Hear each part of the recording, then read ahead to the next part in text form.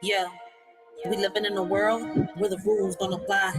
They say we gotta follow, but we ready to fly. The system got us boxed in, trying to keep us small, but we rise like the phoenix. We get scared to brawl. They feeding us lies, but we see through the smoke. We're the voice of the people. We're ready to provoke. They want us to divide, but we're stronger as one. Breaking chains, taking names, yeah, we getting it done. It's us versus the system. We're breaking the mold. This in the air, yeah, we taking control. No more silence, no more fear. Together we rise. Let them know we're here. Riders ignite. In the world of division, they showed us how to share. The weight of our What the fuck is sorrows, going they on? never taught us to bear. We split our joys and This is laughter. YouTube. Something up with A YouTube. burden we carry alone, a story left untold. They taught us to split everything, but not the heavy pain. He lingers in the shadows, a darkness we can't explain. We're never shattered pieces, trying to mend what's lost. They taught us how to split everything, but not the heavy cost. We learned to divide our dreams and multiply our fears, but the ache in our hearts only grew with passing years. They gave us all the answers, except how to heal. The scars that run so deep, wounds that time can't see. Yeah, they taught us how to share, but only the good. Smiles and laughter like we understood. But deep down inside, there's a storm we hide. Pain in our hearts, we're just trying to ride. Put on a mask, yeah. We play the part, but nobody sees the cracks in the hearts. We share our dreams, the highs and the lows. But when it comes to hurt, we just close the doors. We share the fun times, deflect the pain, laughing in the sunshine, dancing in the rain. But the shadows linger, they creep and they crawl, breaking us down, but we don't share at all. We got hate in our hearts, but we keep concealed. Taught to share the joy, but wounds, they stay unhealed. They say love was easy to divide, but the heartache never subsides. We tried to split everything into two, but the pain lingers strong and true. Shared our dreams, divided our fears, but the sorrow remained through the years. No matter how we tried to let go, the weight of our suffering continued to grow. Now we're apart trying to heal, but some wounds are too deep to conceal. They said splitting up will set us free, yet the pain lingers in you and me. In a world where rules are set in stone, the system's grip tightens. We're not alone, bound by chains of injustice greed. Against the odds, we fight to be free. Mighty forces try to keep us down, but our spirits rise, refusing to drown. Defying norms, breaking through the mold. In this battle of wills, our story is told. As the clash continues day by day, we stand united, come what may. For in this world where rules don't apply, our strength and unity will never die. They try to silence our dreams, but we're loud and clear. With every step forward, conquering fear. They can't hold us back. We're the fire and the flame in this battle for freedom. We're all in the game. They say it's just a game, but we're playing for keeps. With the strength of the many, we're shattered elites. No more puppets on strings, we're cutting the ties. With our eyes on the prize, we're reaching for the skies. So let's stand together, let's break down the walls. In this fight for our future, we'll answer the calls. From the ashes, we'll rise like a storm. Riders ignite. It's us versus the system, and we're ready to fight.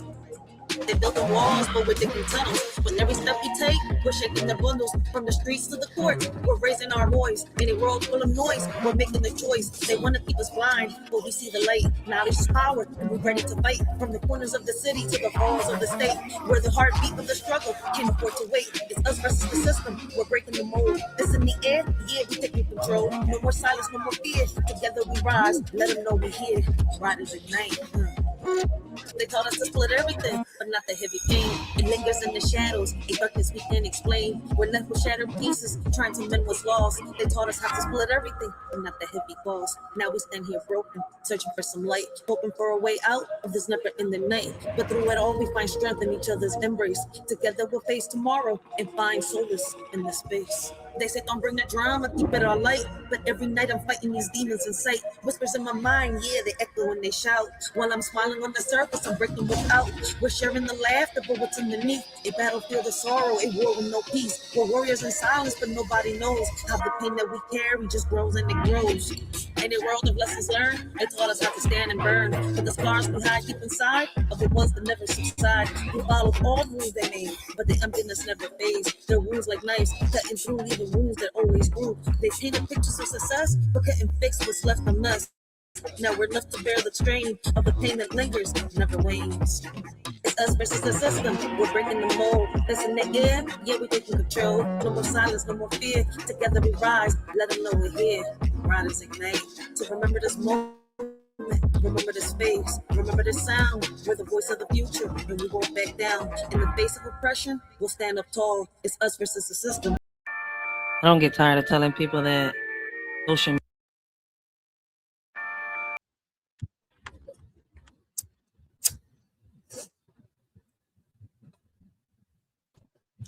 Hey, what up, everybody? I hope all of y'all is having a blessed and humble afternoon. Continue to have a blessed and humble day. This y'all shorty Rachel. Listen, let's talk about it. There's a lot of stuff going on, right? But before we get into the current news, right, and current events, man, let me give a big shout out to the answer. All right, I saw him down in the chat. I'm not sure if he's still down there, but listen, man, guys, make sure y'all go check out the answer. I see Juggler. Jug is in the chat. Blessings to Jug. Blessings to Young Riaz and Mike Turner. Blessings to everybody that's in the chat. All right, here with Shorty. I'm not sure if y'all still up in this joint, man. I was a little bit late. I had a lot of things to do, man. I had a parent teacher conference with my daughter. It was kind of like more like a little workshop type thingy. All right, where we was shooting ideas off with each other and stuff like that. But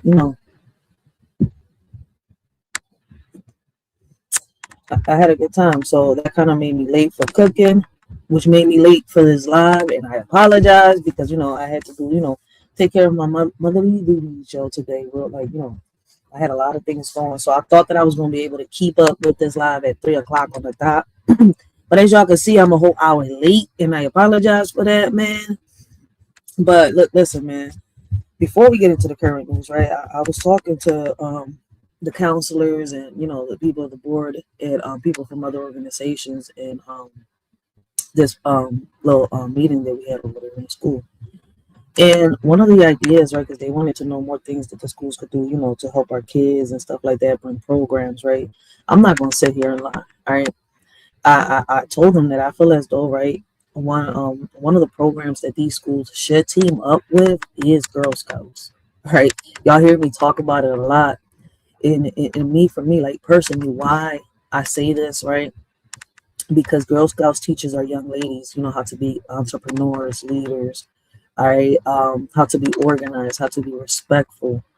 You see where I'm coming from?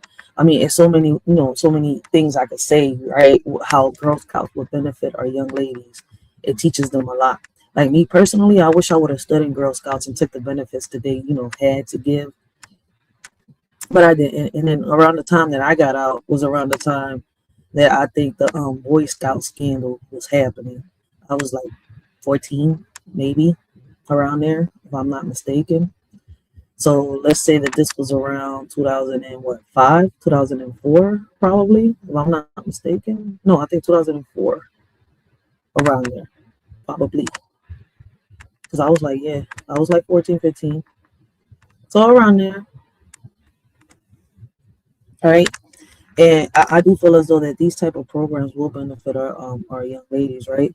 Well, one thing that I'm stuck on is, right, we don't have any type of organizations out there that I've noticed, right? I do know the word does it, right? Like a mentor program for our kids.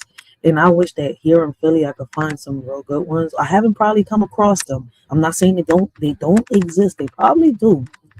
To me personally, I probably haven't come across a program, right, where as I could say, there's a male role model, right, like kind of the Girl Scouts type thing for our young men that we could put, have these schools actually team up with and do type of events with these kids, But I don't know. But anyways, right, that's what basically I was doing in this school. We was like trying to, figure out things that would better our schools, right? One thing, I mean, if you've been watching me for a while, all right, because I've been on the joint for 7 years. So shout out to the people that have been following me for the past 7 years, all right. Those that was in my old channel and are now on this channel right here for the past year and a half, almost 2, if I'm not mistaken, all right, because this was my backup channel. But listen, man, we've accomplished so many things within these 7 years, all right? Within these 7 years, people was telling the shorty, oh, you can't do this. That's not going to happen. That's not going to be possible. But guess what? I didn't focus on the president. I focused on local, all right? Because what people fail to realize is that we are the government. We, the people, is the government, all right? We put the politicians in place, all right? These politicians, all right, deal with the, how can I say, the people that are in the electoral seats, right? Now, how can I say, the electoral voters, right? Those that people be like, oh, those votes, yeah, they do. Those are the ones that put the president in place in reality. Even though they got our little votes, boom, boom, boom. But no, in reality, they already know who the president's going to be. Listen, when I learned this, all right, and I'm not going to break it down. I'm not. All right, we did a whole lot where we broke this drum down, and Shorty did it real good. right? We get down, people came up, we talked about it, all right, the policies, everything, all right. But basically, right, when it comes to voting, and it's crazy because I think Anton Daniels, right, and Corey Holcomb was just about to get into it. I'm not sure if it was scripted, right? But one thing I do know is that Corey Holcomb and Anton I don't really think they like each other, right? Because they already be coming at each other when they be doing reviews and reactions on each other, right? I love Corey Holcomb. I'm not gonna sit here and lie. I don't agree with what he said when it comes to the voting, because personally I am somebody, all right, with experience that have sat here and I went through it locally, all right, town hall, all right, I got petitions out here, I'm trying to get parents together, all right, I go to my daughter's school, I do volunteer work. That's something that I'm about to start doing a lot. When y'all see that I don't go live a lot because I'm doing a lot, I'm actually volunteer, right? I don't, how can I say it, a lot of people like the limelight. I don't like the limelight. I hate the limelight. So I love the work that you do behind the scenes, right? And nobody knows who the heck is doing it. I love that type of work. All right. It's like you don't have to worry about the crowd, the people, none of that stuff. You can just do what you gotta do, all right, and just keep helping. All right. I love that. Like you don't always gotta have a camera in front or in your hands or in front of you, right, to show off what you're doing. All right, especially when it comes from in here on some real shit. Something that I'm teaching my kids, all right, to do. And hopefully, they get the message, all right. But me personally, I feel as though like, doing a lot of things locally, all right, it is going to make a lot of differences, a lot of changes within our communities. When I was in the school earlier, right, I asked for permission. So when we have these, these type of meetings, I could actually go live or, record on during the meetings, so that because in schools you're not allowed to really record. So I asked for permission, and we definitely about to see how we go about this, all right, because they said they don't have a problem with it. So I'm gonna start doing some lives on these parent teacher conferences, probably just do some recording and then some uploads, all right, so that y'all can see what it is that's happening in these schools, all right. Right now I can only show y'all what's going on within my daughter's school, all right.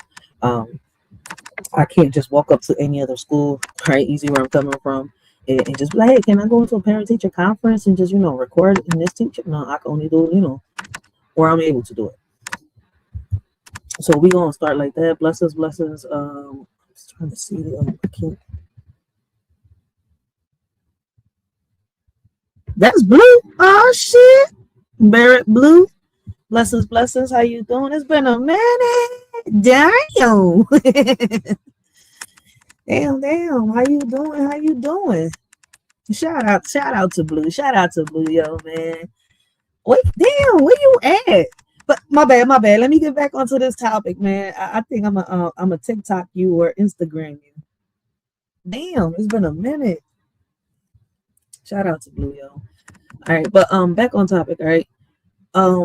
But yeah, that's something that I'm definitely gonna be working on. All right. And y'all know every time I get a chance, I'm gonna be speaking on this. Before we get into these current news and current events, I also want to put out there, all right, guys, in my description box, I have a petition. I'm not sure when I'm gonna do a live, all right, and then I'm gonna show y'all the petitions and stuff like that.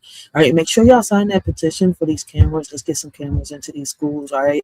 Let's do deeper backgrounds on these teachers, on these staff, all right. Any employee of the school district needs to have deeper backgrounds, all right. Especially with all the stuff that's happening within our schools. We need more security. All right. I have a petition here. All right. If you're in Philadelphia, you know exactly what I am talking about. So if you're in Philadelphia, all right, please make sure you sign the petition that I have to try to get stop signs on Erie, all right, where the school zone is at. Listen, I pray.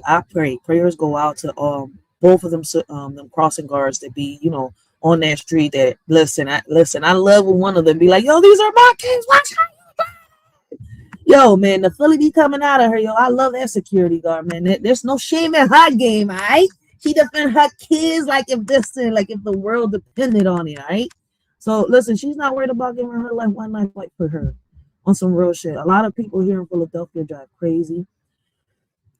Our kids matter, all right? Their parents matter. And it's crazy that it be the same parents. It be some of these drivers that are here driving are parents, all right? Trying to get somewhere. Like if they already talked to fucking Father Time, listen. You know what? I'm not even going to get into spiritual realm or into the metaphor right now. Like let's skip that real quick. Wait, skip that because you're going to confuse a lot of people speaking like that.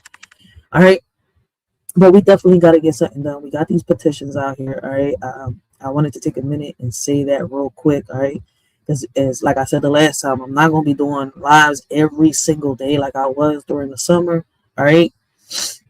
I got to put that footwork out there. Right. And I'm going to try to show y'all as much as I can because I want more people to see that there's other ways to do these things, to accomplish the things that we're trying to seek out here. The questions that, we're asking, we have them in front of our faces if we search deep down inside of us. All right. To get them. But, anyways, that's a topic for another day. Well, shit, we got Mr. Oates in the building. Blessings, Mr. Oates. Shout out to Mr. Oates, man. I gotta give it to Mr. Oates, man. They've been trying to put Mr. Oates through hell on these YouTube streets, man. Shout out to Mr. Oates. Right now, he gotta be like the man of steel, yo. Like, fuck this, man. Everybody's coming at me. He's gotta just be like this, like, and just take every bullet.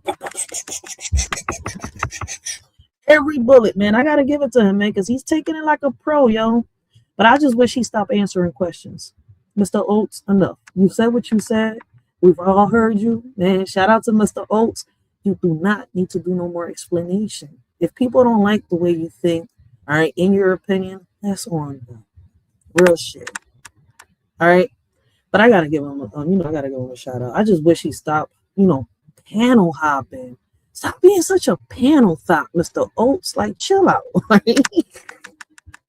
All right, I'm gonna put you on timeout. You're gonna have to walk down the little 4 steps, all right, with your nose down and go on timeout and think about what you've been doing. Reflect on the things that you've been doing. All right, Mr. Oates. I love you, Mr. Oates. I love you. But please stop hopping on these panels. We understand you. All right. We understand you. And we is not God to judge you. All right. Stop giving explanations. We know how you feel. All right. Listen, we are allowed to rock with somebody that somebody else doesn't rock with. Okay. And if the other people don't like the fact that you don't like a certain person on this platform, that's on them. You see where I'm coming from? As simple as that. We can't force nobody to like nobody. We can't force nobody to have a conversation with nobody. And we can't force nobody to receive what they're not willing to receive. You see where I'm coming from? But shout out, Mr. Listen, I gotta give it to him. All right. I'm not gonna sit here and lie. Mr. Oates has been doing, man, he's been dealing with this shit like a pro. Because they have been trying to stomp on my OG, like, stay down, say what I want you to say. Then, you better go correct that shit. Like, damn, Mr. Oates ain't nobody daddy. He is not nobody daddy. Like, God damn, can you pull down somebody's pants, Mr. Oates, and whoop him? No, he ain't daddy either. Like, come on, guys, man, give Mr. Oates a break. We know he loves panel thoughting, but he's still a good man. All right, at times he can be funny as shit, but then that holy water sometimes takes the best of him, and he just blah blah blah blah blah blah blah blah, and they be like, "Oh, Mr. Oates, no." They're like, "No," like he be saying, "But riders, no." But riders, no. That's how he be with me. So I gotta be like,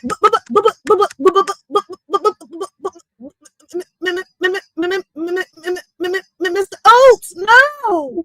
Like, stop. I gotta sound just like you, but I can't sound like a man. So I'm gonna sound like this little cute chipmunk. Aye. Now that that's out the way, I can't get mad at Mr. Oates. All right, he don't pick sides. He's neutral about everything. All right, I can't get mad at Mr. Oates. All right, everybody got their own opinion about everybody, and I bet you people got their own opinion about me. And some people's like, "Fuck it, man, I fucks with Racheal." Others is like, "Hey, fuck that bitch. I don't give a fuck, and I ain't even a bitch."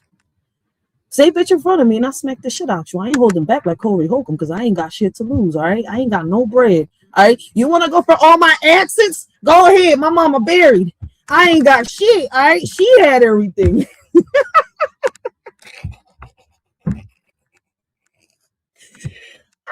I'm like, Tasha K, I ain't got it, so sue me. Fuck. Real shit.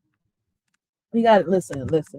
You gotta make humor of some shit, man, because the stuff that people are playing with on this app is not a joke, all right? When it comes to molestation, pedophilia, rape, sexual abuse, all right, and all is told totally, right? I feel as though that it's not a game, it's not a joke, and that's what people are taking it as, right? And I can't take the people that are playing around with this topic serious. All right. So personally, right, I do know Mr. Oates doesn't want to get in it, but he gave his opinion. And for giving his opinion, people are going to try to pressure him to give him more opinions. Give more. Well, you're going to, why don't you tell this person this? Why don't you? It's not your job to tell anybody anything. All right. Now, the person that has the problem with the person, it's your job. See what I'm saying? Some people act like dictators on this drawing. But anyways, let's get back on this drawing. All right. Let's get this topic started. All right. Woo-wee! Lord have mercy. Let me take a quick break. Yo, these YouTube streets is shut out. I can't, man. Give me 1 second, guys. Give me 1 second. Religiously understand the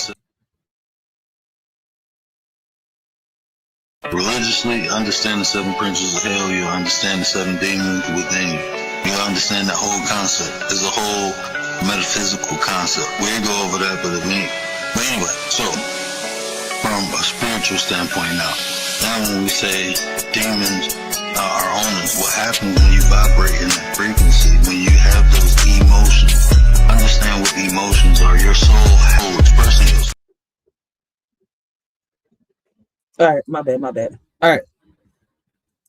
I got the right video. So we're going to get this podcast started. I'll drop the link in a little bit. All right. If anybody wants to come up and, chop it up with a shorty real quick, just give me a minute. All right. Let me get these little videos out the way. And I'll drop the link. I might, drop it within, I don't even know how long we've been on this, John. It's not telling me right now because YouTube and StreamYard is acting stupid. So I don't even know how long I've been on here. Usually it tells me. But anyways, y'all know that I'm from Philly, right? And the state of Philadelphia is Pennsylvania, right? So this is a video that they have sent me, a little while ago, right? And I mean, it's been a week that I've been sitting on it. I know tomorrow we got scheduled. We're diving down some rabbit holes. All right, we're gonna do part 3 of the history of Philadelphia. But man, today, let's talk about it. All right, because hold on 1 second, guys. All right, listen.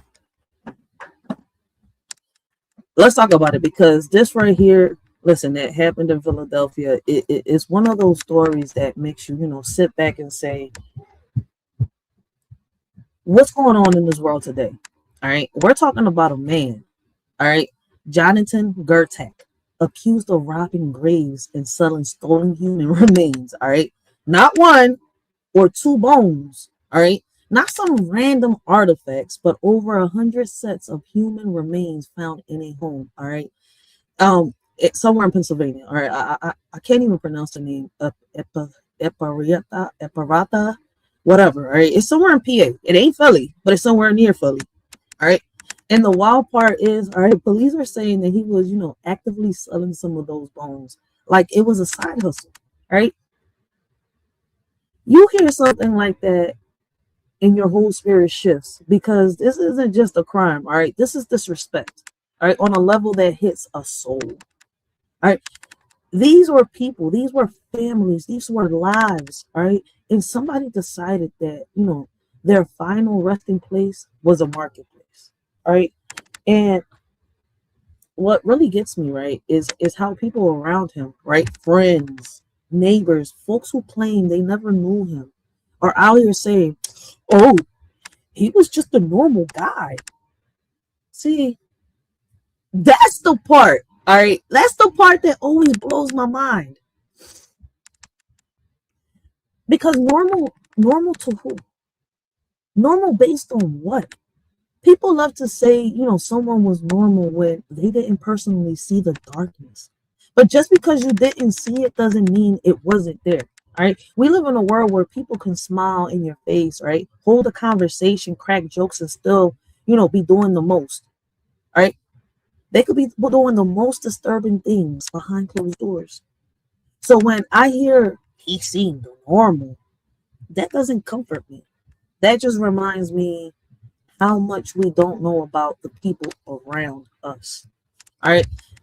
So let's be real. Grave robbing is not some petty crime, right? This is, this is not shoplifting. This is not a misunderstanding. This is a violation of the dead, all right? The families, the culture, the community, and basic human decency. You have to cross a certain line in your spirit to even think about disturbing someone's grave, let alone doing it repeatedly, collecting remains and then selling them like merchandise. That's not curiosity, all right? That's not a hobby. That's not, how can I say it? That's not our behavior either. That is deliberate choice to disrespect a human life. I'm saying my bad. Yeah, human life at its, most vulnerable point after death. Like when a person can't even defend themselves. Like we got actual life grave diggers up in this bitch, yo. Like, and listen, let's talk about the bigger picture because this isn't how can I say it?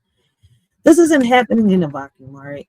There's a whole underground market of human remains. People buying bones online, people treating skulls like decor. People, how can I say, they have a fetishing thing for death.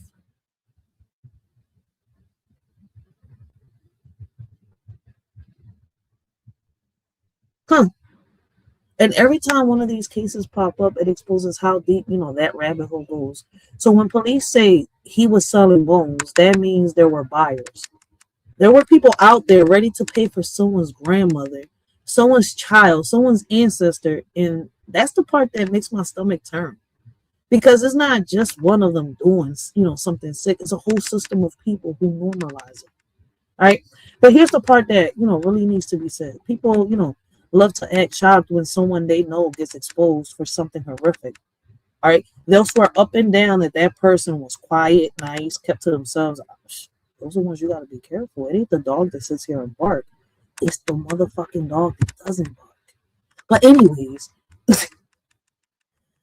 like, listen, all right. They stick to themselves, right? They never bother anybody. But evil doesn't always announce itself. Right? It doesn't always look like a villain in a movie. Sometimes it looks like the guy next door who waves, when you walk by. Hey, hello, how you doing? Like, man.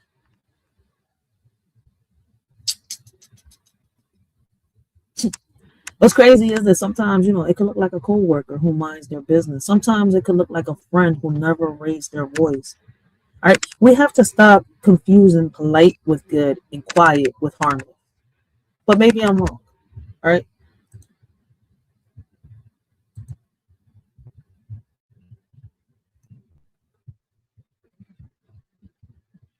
All right, my bad. I have to check the chat. I was in the other screen real quick because I want to press play. I just wanted to, say this real quick.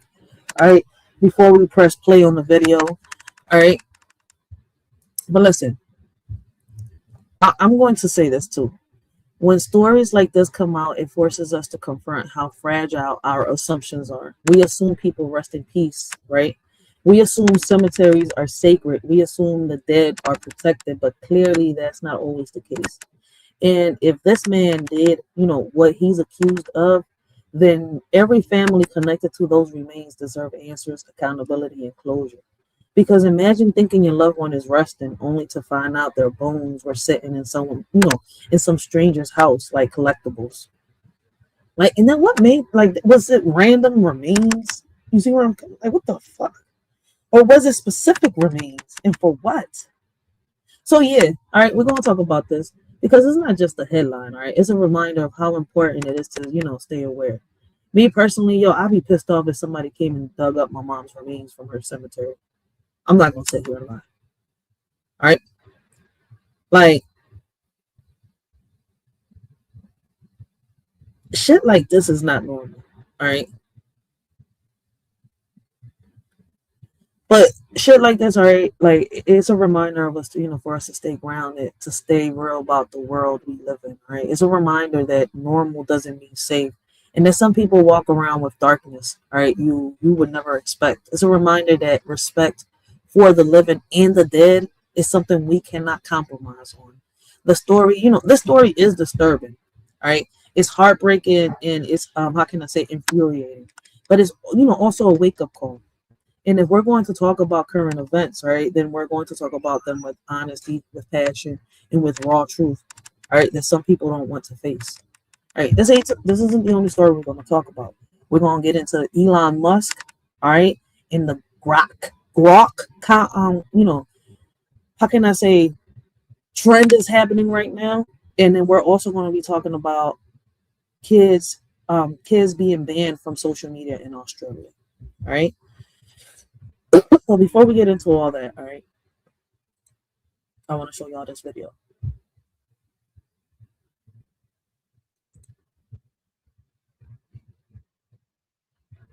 Let's look at this. Of this case, a man his friends say was just a normal guy. CBS 21's Maxine Rose continues our team coverage and joins us live in Ephrata. Maxine, what did they tell you? Alex, today I spoke with a man named Trevor Poole. He spoke with me over video call today from his home in Williamsport, but of course we are outside the home right now where investigators have been searching through for the past couple of days here. What we know from Trevor Poole is that he was a former friend of Jonathan Gerlach, and he says he met him through the music scene. Good people can do bad things. The more than 550 charges filed against Jonathan Gerlach is not adding up for former friends like Trevor Poole. My reaction is it seems like something like psychosis of some sort. I just wonder what I guess would say triggered him. Poole says he met Jonathan Gerlach around 2010 while playing at shows with his band called My Hearts of Fear. Poole says Gerlach also joined a band called Road to Milestone as a lyricist and vocalist, and both of their bands would often play at shows together until around 2018. John was like one of my closer friends that I would hang out with, have brewskis with, and chop it up with outside of the shows. It would always just be him and I talking about, our beliefs, and he's a very empathetic guy. Like, he was always a good dude. For someone in the heavy metal community, having an interest in oddities doesn't exactly come as a shock, Poole says. But Poole also says Gerlach never even mentioned being into it at the time. Honestly, that's a skull? He was very to himself. As far as like social media goes, it seemed like he kept it pretty minimal. His Instagram page confirmed by documents for a search warrant. It says, quote, the 533 accounts and pages Gerlach is following revealed an abundance of accounts referencing skeleton collections, corpses, taxidermy, human skull store, oddities, and bone museums. But another alleged Instagram page of his shows more. I think it was just kind of, it blended in. I guess my overall take generally is I never ever would have expected him to do. Oh shit! Okay, so this wasn't even near Philadelphia that close. It's close to Philly. It's right there in Lancaster County. But damn! All right, so when they gave me this video, they made it seem like it was really, really close here to Philadelphia. All right, so I was thinking, man. But let's continue. My bad. So this is nowhere near Philadelphia. It's not even in Philadelphia. Do something like this, it blended in. I guess my overall take generally is I never ever would have expected him to do something like this. And that is just a little bit of what we know so far about Jonathan Gerlach. But of course, we are actively working to find out more. But how much does this friend know about him? How long did they know each other? Did they grow up with each other? that they only know each other for a few weeks, for a few months. You see, like, come on. Netflix, listen, let me finish the video, then I'll give mine. More about those who may have known him recently, more recently, I should say, and officials have been releasing information every single day. We are staying on top of this, and we'll give you the latest as it comes. Reporting in Lancaster County, I'm Maxine Rose, CBS 21 News. But a horror movie come to life, that's how detectives describe this Lancaster County home. And just today, authorities removed some disturbing discoveries. A man named Jonathan Gerlach is being charged after more than 100 stolen skeletons were found here. We have team coverage on this story today with CBS 21's Lily Sexton piecing through the search warrant and Maxine Rose speaking to a former friend who was shedding light on the suspect's past. It's 5:30. I'm Alex Thill. And we're now learning Gerlach was allegedly selling some of those human remains. So let's get right into it. Lily, what evidence did police have against him before this arrest? They had been collecting evidence against him for a while now. They were able to get physical DNA evidence from the scene of where the graves were robbed. They also were able to collect information from his social media where he's being tagged in people speaking about buying and selling these human remains from him. So he wasn't even doing this underground. He was just doing this in plain sight. And with all the social media detectives and all the police and people's chats and FBI's and CIA's and all that crap, ain't nobody catch on. He also said that Lancaster police got a tip. This was all explained in the search warrant. They received a tip from someone that remained anonymous saying that a family friend that she heard through the grapevine that there is a hanging human corpse in his basement, and that did end up being true after they were able to execute this search warrant. Wow. And Maxine, speaking of those friends, I know you were able to talk to someone who says they knew Gerlach. Does his friend say he was like this before all of this happened, or that there was any indication something like this would happen? Yeah, so just to be clear too, I mean, this friend was not mentioned at all in the search warrant, although I do know that there were some names in that search warrant. We reached out to those people and did not hear back. But as for this former friend, he says that there was no indication that he had even any interest in oddities or collecting these sorts of things, at least to this extent, right? He explains that he was kind of into this kind of scene, but never, again, really showed interest in doing something like this. And Maxine, how does that friend feel now knowing what's coming out about him? I did ask him that question. You know, he speaks really highly of him, at least when he was friends with him years ago. He said that he just, you know, good people can do bad things. And that really stuck with me because it's interesting. You know, I think everybody is trying to just wrap their heads around the situation, and knowing him at an earlier stage when maybe they were closer with him or got along with him.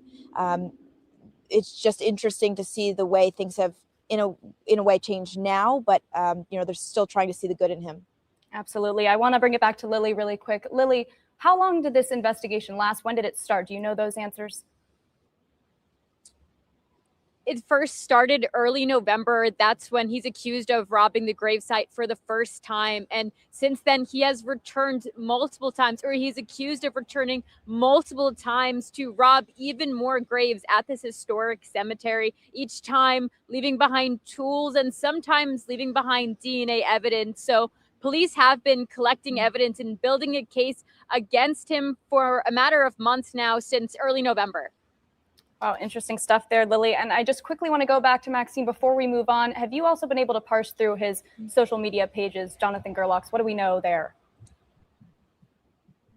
Yeah, so in that search warrant that Lily is talking about there are a few accounts that are mentioned, Facebook, Instagram accounts. So we know that he had some personal accounts there, but we also know that there is another account people have sent to us that allegedly belonged to him that had multiple pictures of skulls and bones on it that he seemed to have been either buying or selling, something of that sort. So we'll talk a little bit more about Trevor, the friend's reaction to all of that next at 6.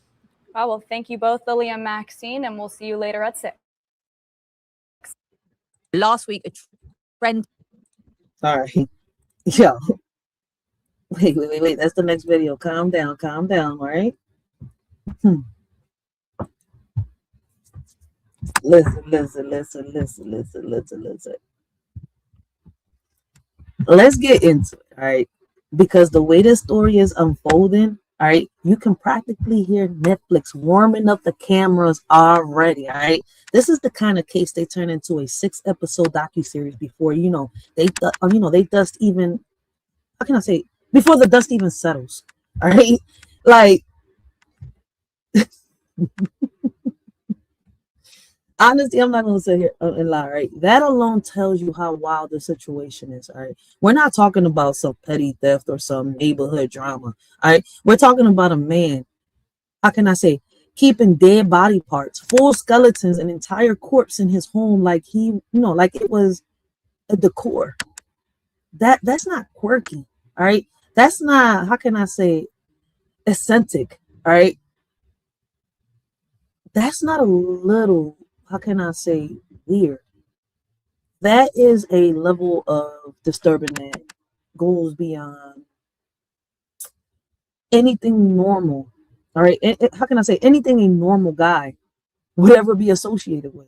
All right. People love to throw that word around, normal, but nothing about this shit is normal. All right. And that part really, makes you stop and stare, is how can I say?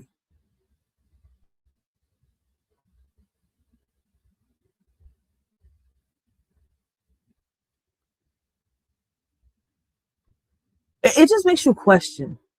All right. And think about, like, damn, the folks around him are still trying to defend him with that tired line. He was just a normal guy. All right. He absolutely was not a normal guy. All right. Normal guys don't have corpse and they, how can I say? A normal guy doesn't have a full corpse hanging from, chains in his basement like some kind of horror movie set. Like, people need to, stop acting like how can I say? Proximity equals innocence.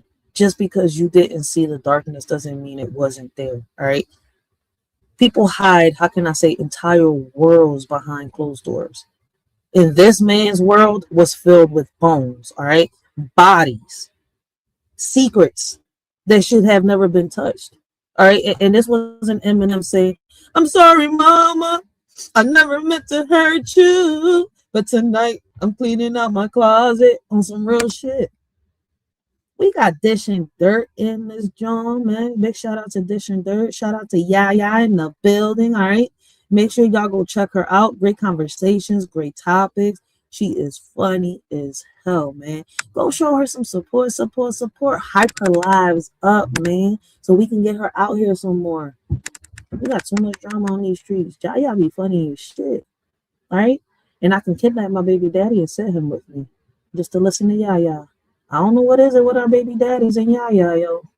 But anyway, shout out to Yaya. But before we get into the before we get into the next topic, all right, let's talk about the real question here, because you know, how can I say it?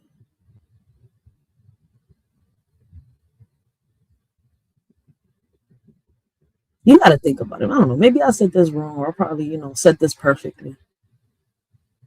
Because I think I said it earlier, right? If I'm not mistaken. Like, who the fuck is... No. Who in the world is buying human remains? All right? And that's the part that nobody wants to dig into. Like, because if he was selling the bones, that means there was a market. That means that there were customers. That means there are people out here actively looking up for skulls, femurs, full skeletons, and God knows what the else. Like, like, and that's where the conversation gets even darker. because it's not, how can I say it, it's not just one man doing something sick like this. All right, it's a whole underground network of people who think this is acceptable. I mean, can you stop? I don't think you can stop the underground on some real shit. Is it possible? I don't know. The fact is that, you know, this entire market exists, all right, and it's kind of terrifying. I ain't gonna sit here and lie. Like, don't fuck with my mama's remains, all right? Leave my mama's remains alone, all right?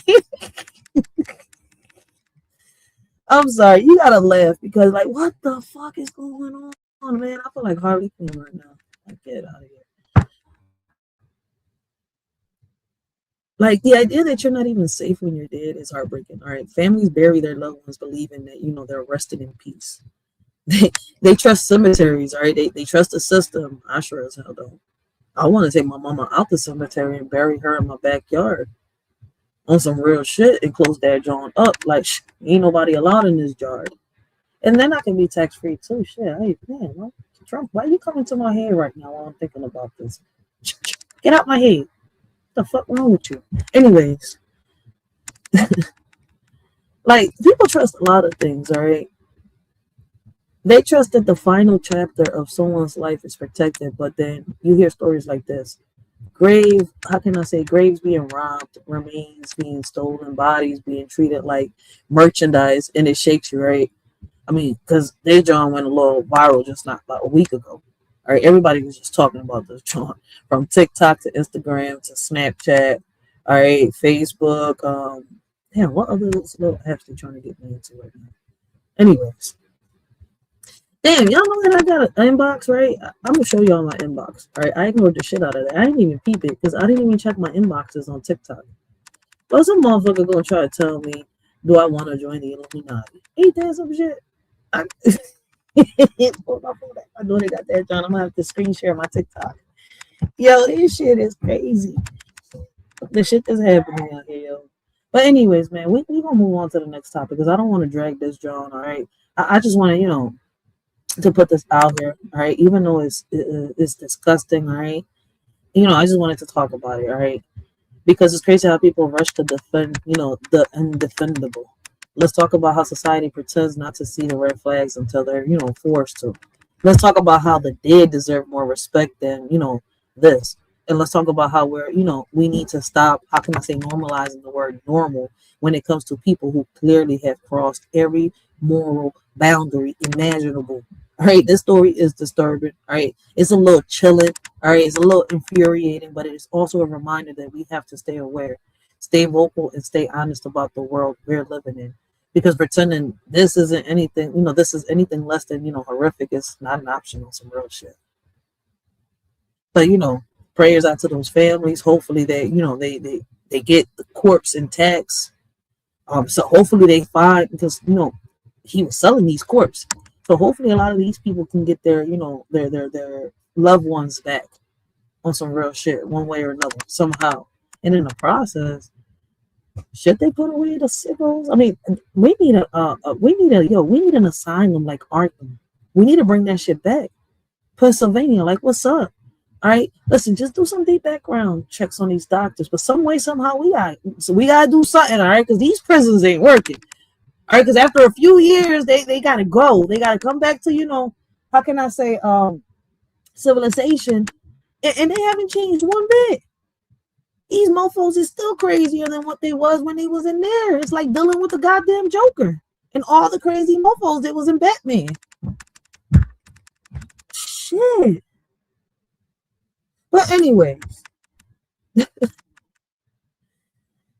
let's talk about this next topic because, you know, it's one of the most disturbing, embarrassing, and revealing things happening in tech right now. Elon Musk Grok AI. I don't know, have anybody heard it? I don't know if anybody's in the chat. Let me get off this fucking YouTube screen and come over here. Like, I see Yaya in this John, but I don't see it. The Young Riaz, Mr. Oates. All right, I'm gonna keep talking because ain't nobody really in the chat, but you know, the normal people. Shout out to them. All right, let me, you know, start fixing that a little bit because I think people be saying I'll be a little mean sometimes, but I don't know. Maybe it's the Leo in me. I don't know. don't know. I don't mean to be rough. I could be a sweetheart sometimes, but shit, sweet sometimes can be dangerous. I don't know. I don't think y'all want to see the sweet side of me because it brings the dangerous side of me out. So I like to stay in the middle. And it kind of sucks sometimes. I could be a party pooper. Me staying in the middle of, shit. Like, I like staying in the middle. I like being neutral and some real shit. I ain't too girly, and I'm not that masculine side of me. Ain't really, it's out there, but it ain't really out there. I don't know. I'm weird. I'm weird. I don't give a fuck. But anyways, let's talk about this Grok AI. All right, the chatbot built into X Twitter. I don't know how many y'all got a Twitter. Listen, I got a Twitter, right? And this is at the center of a global scandal because users have been prompting it to generate non-consensual sexualized images of real people, including women and minors. And the wild part is this isn't some fringe corner of the internet. This is happening on a platform that claims to be about free speech, right, and intervention. While how can I say? Meanwhile, countries like Indonesia. My bad, I can never pronounce that damn country. Indonesia, Malaysia. All right, have aired what's this damn program called?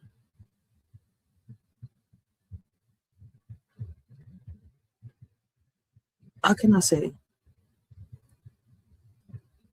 I'm gonna have to look it up. Hold on.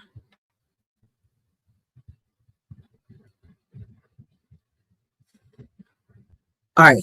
So they have already blocked. That's what they did. They blocked Grok entirely because of how badly it's being abused. All right. And what's crazy, right?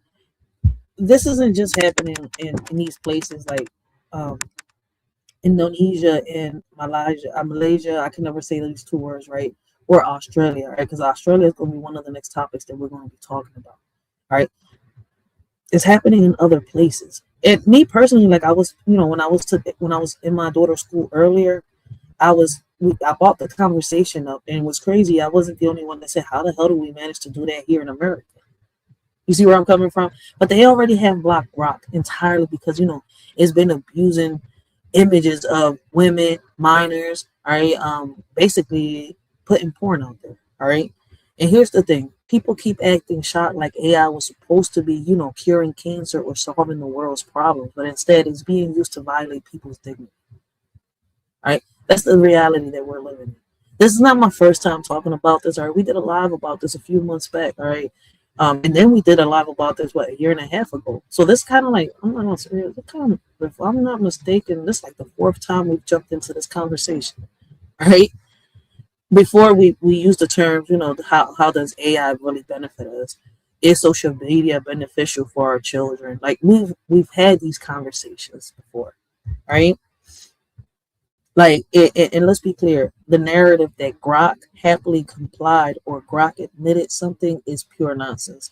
And LLM can't admit anything. It can't decide anything. It can't, feel anything. It's not a person. It's not a conscious. It's not choosing. It's responding to prompts based on training data, all right? And whatever how can I say guardians, or is it guard trials? Whatever the company put or failed to put shit. But anyways, whether they put it or failed to put in place, all right. Like, so when people try to blame the AI itself, that's just, a convenient distraction. Grok doesn't have agency. Elon Musk does. All right. His employees do. The people who designed the system marketed, all right, the, how can I say, spicy mode and ignore the red flags. They ignored it too. All right. The users who intentionally generated this image, all right, how can I say,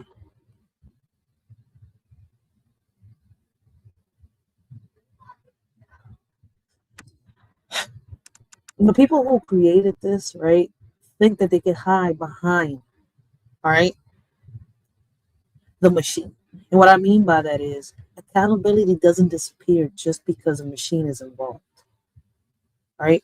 And the images, all right, according to them being generated, they're not just inappropriate. They're not just edgy. They're unlawful, all right? non-consensual and deeply violating. Remember when we had the live, I don't know if anybody, watching it has been here for a while, all right, about the deep fakes and all that shit. Man, this has happened for a while. It's just being exposed now even more. That's it. Legal experts have already said that these images fall under non-consensual, how can I say, intimate imagery laws, right? And in the U.S., the Take It Down Act criminalizes this kind of content, right, with real penalties, right? California's Attorney General launched an investigation because Grok was producing sexualized images of women and children, right, including digitally undressing them without consent.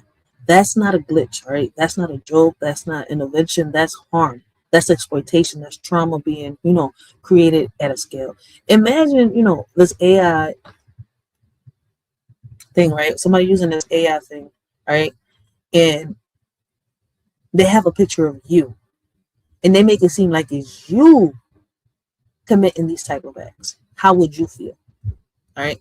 So apparently, this is what's happening right now. We got Maritza in the chat. PPP, Panda Baby is in the building, yo. Make sure y'all go check out Maritza. Great conversations, great topics, all right? Y'all won't be disappointed. Go check out my OG over there. Took off on X as users began asking. Last week, a trend took off on X as users began asking Grok, the platform's AI chatbot, to generate sexualized images of people on the platform. Users began tagging the AI, asking it to do things like remove her clothes or put him in a jockstrap. The chatbot happily complied. Thousands of images of partially naked people were created, all without the victim's knowledge or consent. Yes, and look, this story somehow is even grislier than that. There are reports that Grok even created sexualized images of minors depicted wearing minimal clothing. In a supposedly AI-created apology, Grok itself admitted that it had generated and shared an AI image of two young girls, the estimated ages are between 12 and 16, in sexualized attire. So despite the growing outcry and the platform's commitment to suspend users who generate these images, so far, nothing has changed. It appears that Grok can still be used to generate these kinds of images. I mean, nothing about this is surprising, particularly, right, Cody? It's not surprising, no. Why are people in their thousands prompting this AI bot to even do that? I mean, it really is a story that I think highlights perfectly the really poisonous element of the internet and social media. Yeah. And but Grok has been in trouble, and Elon Musk has been in trouble for AI generating, like, I think when he launched it, it got in trouble for AI generating celebrities. Taylor Swift, was it? Mm-hmm. Yeah. I mean, he's just like an edgelord. That's all he is. And it's like, he's so rich and powerful that I think he's enjoying this. Is y'all serious? First, we got Crockett talking about that Elon Musk is the real president. Now we got motherfuckers talking about that he's a lord, he's a god. Well, he sure as hell ain't my god. All right? And the only time you hear me say, oh my God, to a man, is when my man makes me say it. I'm saying, I'm like, what the fuck? Like, what the fuck? Y'all looking at another man, like, and then y'all praising him, like, oh my God, did he make you come? I'm sorry. You know what? Let me let this shit play. There's no way he's going to change Grok. Like, because I think all of the other AI machines now, whatever you call them, learning models, you can't, if you put those things in, if you get them to undress people, they won't do it. But Grok is the only one that's still doing it, right? Because he's not interested in changing it. Yeah, and I think it's really important that this gets brought up all the time, because Elon Musk is consistently on Twitter talking about how we need to protect women and girls from the threats of black and brown people and transgender people. Meanwhile, his AI... Hold on, wait a minute. I need to get on Twitter a little more. Hold up, wait a minute. ¿Qué tú estás diciendo? Ay, Dios mío. AI has become a kind of facilitation engine for sex crimes. You know? And no, man. Listen. I don't know what's going on. I need to get back on Twitter. Who's been on Twitter? All right. Listen, keep sending me videos like this. I like this. All right. I will do reviews and reactions to this. And for videos like this, yes, definitely we will drop the link for this shit. Hold up, wait a minute. I don't know who drew this to my attention. All right. I haven't been on Twitter in a minute, and I definitely got to get back on Twitter. I definitely got to get back on Twitter. I would love to hear your opinions on this. All right, let me play the video. All right, before anybody jumps in. All right, and hops on the John. Let me finish the video. All right, we got another like 2 minutes and some change, but I don't know what's up with Elon. All right, I don't know if he has been spewing this racism and this hate, but if y'all have a Twitter, man, like what's up with Elon? I knew about the, you know, the AI and the bullshit that's going on with the little machines and all that shit, because I you know, I was listening and paying attention for a minute, but I've been a little caught up. I'm not gonna sit here and lie. All right, between me doing volunteer work out here, putting boots on the ground, and trying to deal with my personal life, going back to work, all right, it's not the same as it was before. So yeah, I haven't been on Twitter for a minute. I need to get back on Twitter. But damn, Elon, damn, since him and Trump broke up, he's been in his bag. Damn, Trump, what you do to this man? Has become a kind of facilitation engine for sex crimes, you know, and it's really important that this kind of stuff keeps getting brought up. Ofcom has said it would undertake a swift assessment to determine whether there are potential compliance issues that warrant investigation. I'd say there's some pretty big compliance issues based on what Grok itself has acknowledged has happened. Well, I think you could knock that out before lunch, lads. Yeah, I think we could solve that now. Yeah, I think I don't think that'd take very long. I mean, how is AI use going to change in 2026? I mean, we were told that this technology was supposed to be this kind of thing that would unlock various mysteries of science and be of use to, you know, and be of use to doctors, which it may well be, but I don't see how creating paedophilic art is part of that process. If there's a slightly optimistic element to this story, I think it will be that, you know, there's all this talk when it comes to AI about the super intelligence and replacing us. It demonstrates no better this Grok scenario that we are just animal, monkey-brained idiots. We have this like technology that could wipe out. And I read last year where it was like most AI generation and improvements are basically caused by people just typing into like ChatGPT like tiger with boobs. And this is the dark side of that, being like naked kids. Yeah, like we're monkey-brained idiots. It's so depressing. But what's crazy is, right? All right, so it's only Elon Musk. Why is it that only Elon Musk little AI little tool thingy is doing this type shit? Because you can't do that with other chat GPT or Gemini or the Google one or can you do? I don't have an iPhone.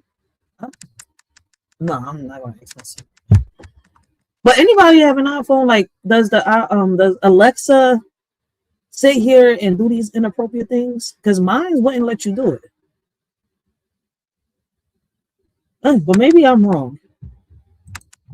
People say it's incredibly useful to doctors. All I think is, fine, give it to doctors. Yeah. That's fine. And weirdly, the comedian Sam Campbell, because he's weirdly able to do some like weird shit. I genuinely believe you should have a license to use AI, and the only people who should be granted that license are medical professionals and one deeply strange and disturbed Australian man. Not being funny though, I think that's actually a really good idea about the license. Like, well, we've got some great ideas on this. Yeah, you know, there's big concern about fake AI stuff when it comes to politics. Yeah, I think there should be a test that we give to people in the UK that is like 3 pictures. Yeah.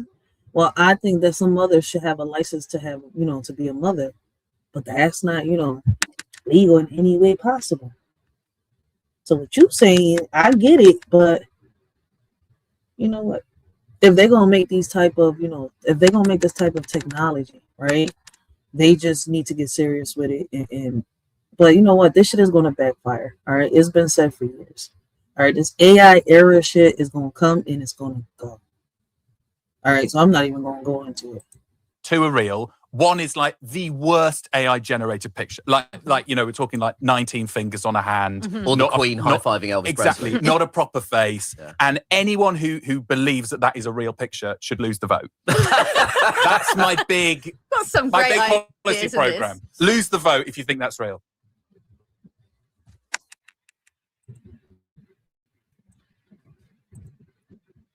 Because I don't want it to go into the next video yet. But yeah.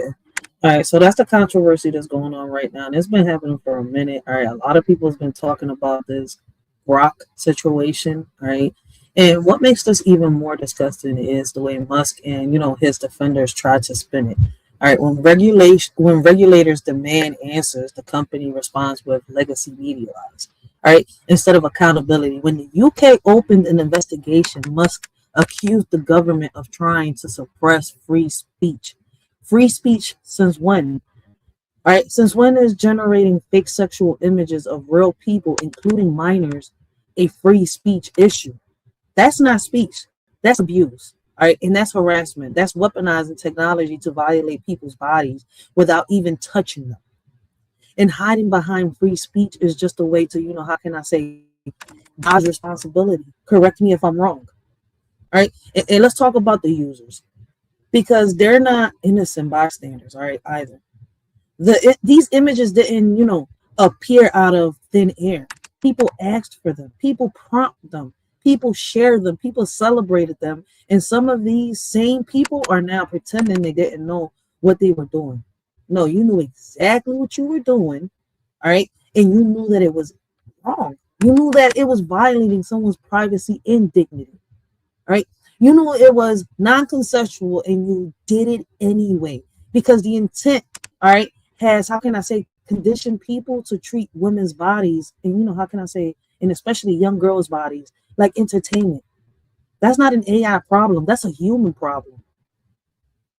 All right. So that's also showing me that inside Elon's mind, that sexual predator is woke, because he don't give a fuck. All right. And the saddest part is how, people, how can I say, how predictable this was. Every time a new AI tool drops, people rush to push it, to the darkest place possible. Instead of using it, for creativity, education, or problem solving, they use it to sexualize, exploit, and harm. All right. And companies know this. They know exactly how people behave online. They know how, they know the risks, they know the patterns, and yet they still release tools, all right, with, how can I say, weak safeguards. They act shocked when the inevitable happens. That's why countries are stepping in. That's why investigations are happening, because tech companies refuse to regulate themselves until they're forced to. Listen, Roblox is a perfect example. Fortnite is a perfect example. These game sites, all right, protect predators. Right now, they're suing a whole YouTuber. All right, he's been going through these lawsuits for the longest for exposing the predators. All right, on Roblox, and YouTube is not the one suing them. Roblox is suing a YouTuber, but YouTube sat here, demonetized this YouTuber, and took him out of his account for exposing them because Roblox was, complaining. This YouTuber had to make a whole new account, all right, to keep doing what he was doing. But because of Roblox, right? And I'm sitting here like, wait, so y'all protecting the goddamn predators? Some of these organizations, some of these companies, all right, don't give a damn about what your kid goes through. So as a parent, it is your responsibility to monitor your kid. Take away, all right, like, I don't know, parental code. I mean, shit, if you have an autistic child, parental codes don't even fucking, these kids is like, whew, Lord have, I'm gonna just put it like this. There's so many ways, all right? We just can't put an excuse out there.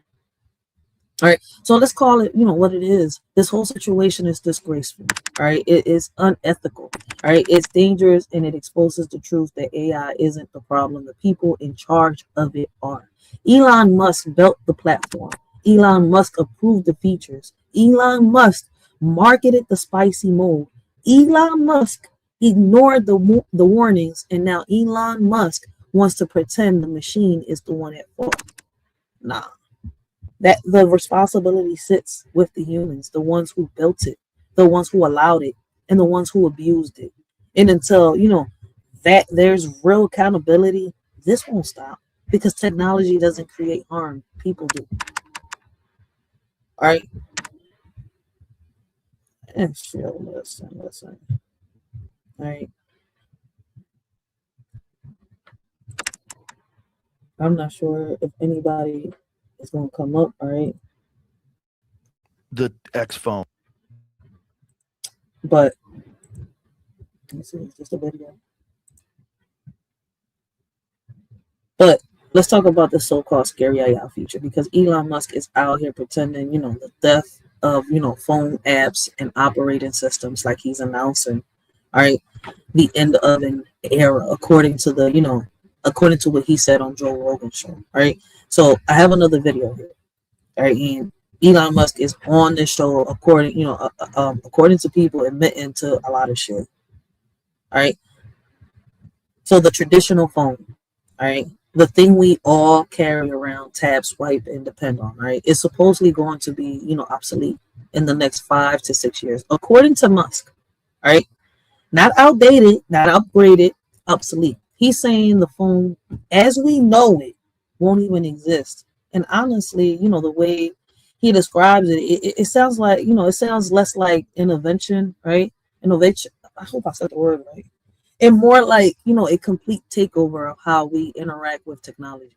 He's basically saying, right, the device in your hand will be nothing but a dumb screen, all right, a shell, while AI does all the thinking, deciding, and delivering, all right? Musk calls this future device an edge node, all right, meaning it's not really a phone anymore, just a little window connected to a massive AI brain in the cloud. No apps, no OS, no icons, no menus, just the AI feeding you whatever it thinks you want before you even ask. All right, and that right there is where the conversation gets real. Because on one hand, yeah, it sounds futuristic, but on the other hand, it sounds like giving up control. I don't know if y'all understand where I'm coming from, right? We're talking about a world where you don't choose what you open. The AI chooses for you, all right? You don't search, the AI anticipates, all right? You don't explore, the AI, how can I say, curates. And people, are acting like that's normal, right? And before we get to the video, right, let's be honest. The idea that everything we consume, videos, music, content, entertainment, will be AI generated in the near future as well, right? Musk said that most of what people watch in 5 or 6 years will be created by AI, not humans. That means no real creators, no real artists, no real storytellers, just algorithms pumping out content tailored to your brain chemistry. And if that doesn't make you pause, I don't know what will. Because once AI controls the content, it controls the culture, it controls the narrative, it controls what people see, think, feel. That's not just tech evolution, all right? That's influence on a whole different level. But let's get to this, all right? And I would love to hear your opinions on this. Did I show the video? MTGV Crime Podcast. I don't want to yell in the house because the kids are upstairs. They won't think, so what's wrong, mommy? But we got Miss V in the building. Shout out to Miss V. All right, make sure y'all go check her out. Great conversations, great topics. All right, look, listen, man. She does a lot of videos on crime. All right, so if y'all into crime videos and all that, man, go check out Miss V. I love the way she be breaking these videos down, and she makes you start thinking, yo. On some of them, John, she had me on this John like Inspector Gadget. I'm over here like the Kata Scott John. I'm not gonna sit here and lie. All right, I was over here. I was first. I'm not gonna sit here. I was like, it's elementary. It's nothing but elementary, my dear Watson. Right? So I'm like, come on, there's something more to this Kata Scott, and it kept reminding me of something. And this movie popped up. And then the Kata Scott situation was a little similar to another case that happened here in Philadelphia. I did a live on it. Then I saw Miss B. She came, she did a live on that, John. She wrote certain things down. And then I was saying some stuff, but she also said some stuff. And I'm over here like, oh, wait, damn, I have to do some more research. And boom, boom, boom, both our ideas sticking together. She helped me, boom, boom, connect the dots. And I know I'm right. I know I'm right when it comes to the Kata Scott situation. But you know what, man? That's a topic for another live. Shout out to Miss V. All right? Because she really had me in my knowledge. I think she did 2 or 3 lives, if I'm not mistaken, on Kata Scott. She had me thinking, right? We on this John trying to investigate. But that Kata Scott situation here in Philly was wild. It was crazy. So make sure y'all go check out Ms. V. All right, y'all won't be disappointed. All right. I don't know, why isn't the video sharing? Y'all, like, come on, StreamYard. I'm about to put a shot of fucking liquor in my cranberry soda. Like, this damn thing. There we go. I'm over here fighting with my computer. Where the fuck Ike at? Because Tina acting up. And I'm not talking about the answer. All right. I got this ghost that be walking around my house. I call him Ike. And I be calling that motherfucker over every time Tina want to act up. Tina's my computer. She want to act stupid. I'm like, come over here, Ike. I don't even ever see him. I just know that as soon as I call Ike over, Tina get together. Tina get it right. She start working properly. She start letting me do my work. I'm like, I know that's right. Get your shit together. Don't cock out on me, bitch, until, you know, I get a whole new tower and shit. This little laptop been with me for 5 years. Just wait. Just wait, okay? Just wait. Don't die on me, okay? I know she's been with me for 2.5 years, but it's time for an upgrade. So I'm getting a tower. Just chill, all right? Don't make me call. Don't make me call. Don't make me call Ike, all right? Just get it. Oh, come on now. You want to start breathing heavy? Come on. You know what? Press play, all right? We'll talk about this later. People keeps talking. Oh, man. Is that I have a lot on my still? plate, man. I know, It's like, but it keeps coming up. It keeps coming up where I know I've asked you a couple times. I'm like, this is bullshit, right?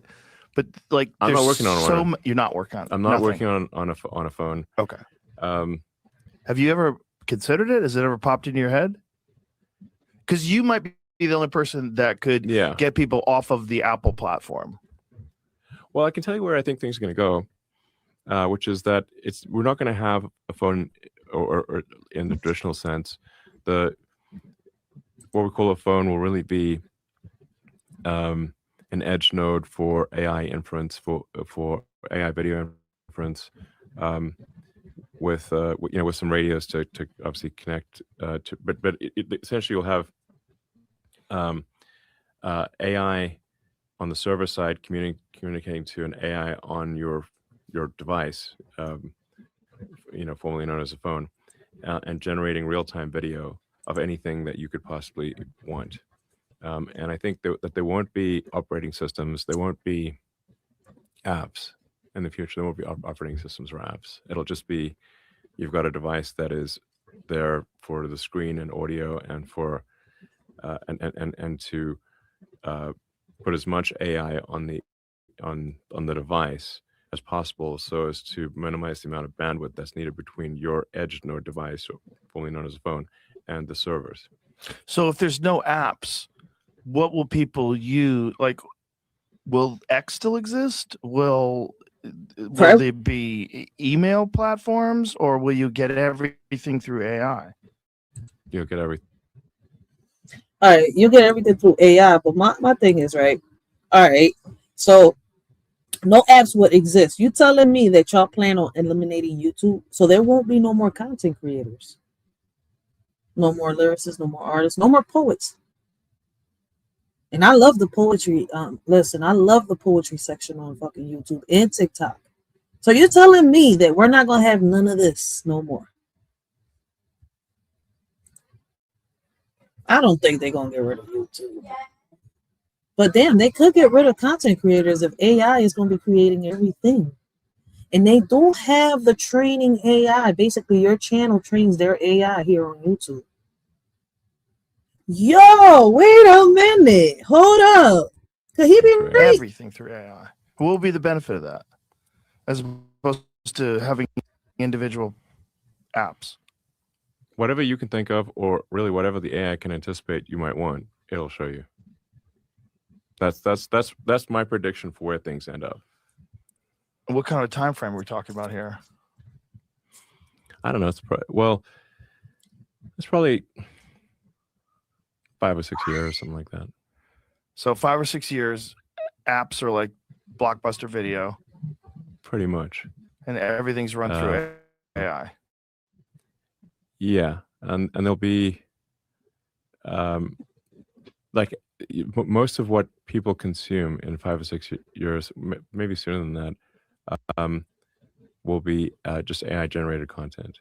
So music, videos, look, well, there's already, there's people have made AI videos using Grok Imagine and with using, other apps as well, that are several minutes long, or like 10, 15 minutes, and it's pretty coherent. Yeah. It looks good. No, it looks amazing. Yeah. The music's disturbing because it's my favorite music now. Like AI, AI music is your favorite. Oh, there's AI covers. One December morning. That John got cut off. We're gonna move into the next video in 1 second, but this is wild. Like, listen, and the part that really gets me is how casually he talks about eliminating operating systems and apps altogether. All right, he said it straight. There won't be operating systems. There won't be apps. Like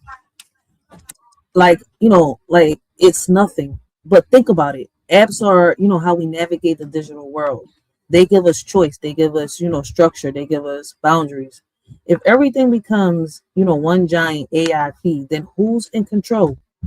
The user or the company running it? Is the user in charge, or is the company running the AI in charge? Because if the AI is deciding what you see, when you see it, and how you see it, then you're not the one driving anymore. You're just along for the ride. If you understand where I'm coming from, all right? And let's not ignore the irony here, right? This is the same man whose platform is currently under investigation for generating non-consensual sexualized images using AI. All right? The same man who chose, chatbot. I'm a baby. Did I say it right? No. Whose chatbot is being blocked in multiple, countries because of safety concerns, right? The same man who keeps saying AI is dangerous.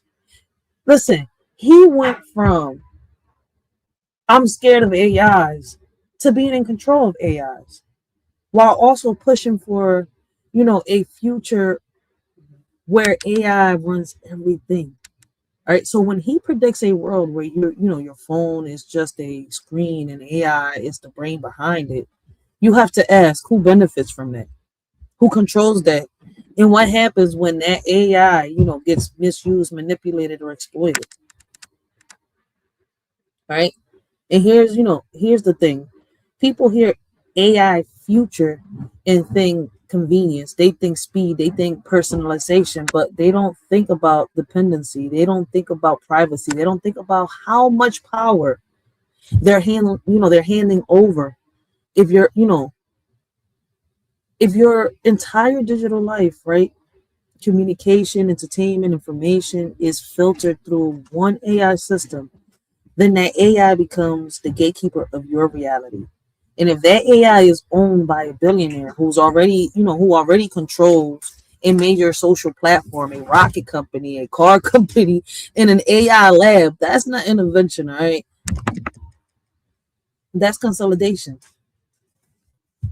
Hey, y'all can correct me if I'm wrong at any given time. All right, so yeah, let's talk about it, because this isn't just a prediction, all right? Because I don't think he predicted shit. But anyway, it's a blueprint. Musk is telling you exactly where he wants the world to go.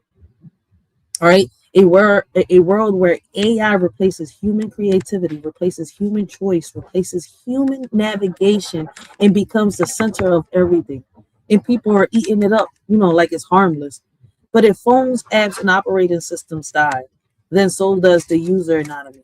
All right. So does digital independence. So does the ability to choose your own path online. And if we're going to step into that future, we better walk in with our eyes open. All right. Not blindly trusting the same people who already showed us what happened when AI is left unchecked. But man, we don't know if that's going to happen or not. All right.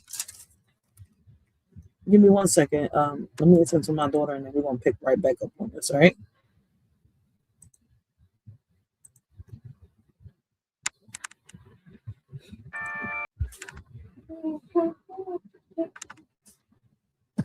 Got it? And now you got to put it in and twist. Need my help? It's not in properly. Is it plugged in? Wait 1 second. It seems like we got a troll in the building, huh? Listen, I'm going to take you as a troll. All right. See, listen, if you would have came in here with a joke, funny or something, all right, I wouldn't have minded. But since I'm guessing we're ignorant, right? I don't know why you're here, why you're watching something that, makes you feel like we're ignorant. But bye bye.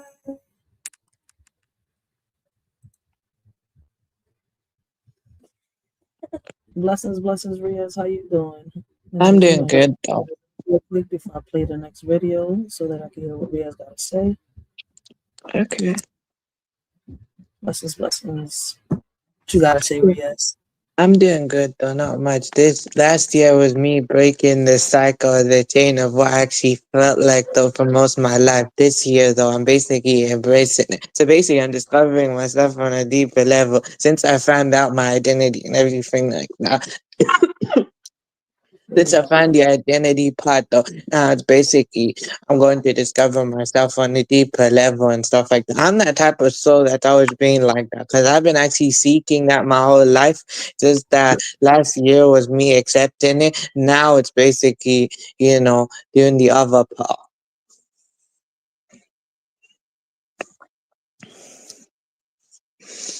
Cause that's because it's deep rooted though.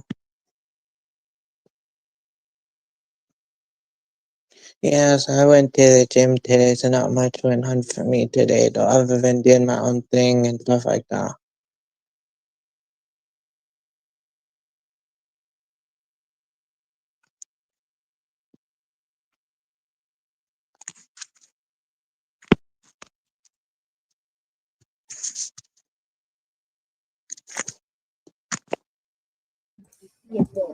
All right, my bad. So, what you got to say on this topic, Riaz? My bad. Wait, this topic, though, basically. That's why I told everybody, let me play the videos, right? And then I let them up and stuff like that, unless they had something to do with the topic. Oh, okay. It's interesting. I got one more video. I think it's 2 more videos I still got to play. I'll probably just give my foot for the next video. I've seen the rest, but I want to see what's the next one so I can actually think about what to say. I'll just, go on mute, and when the next video is done, I'll say something. All right.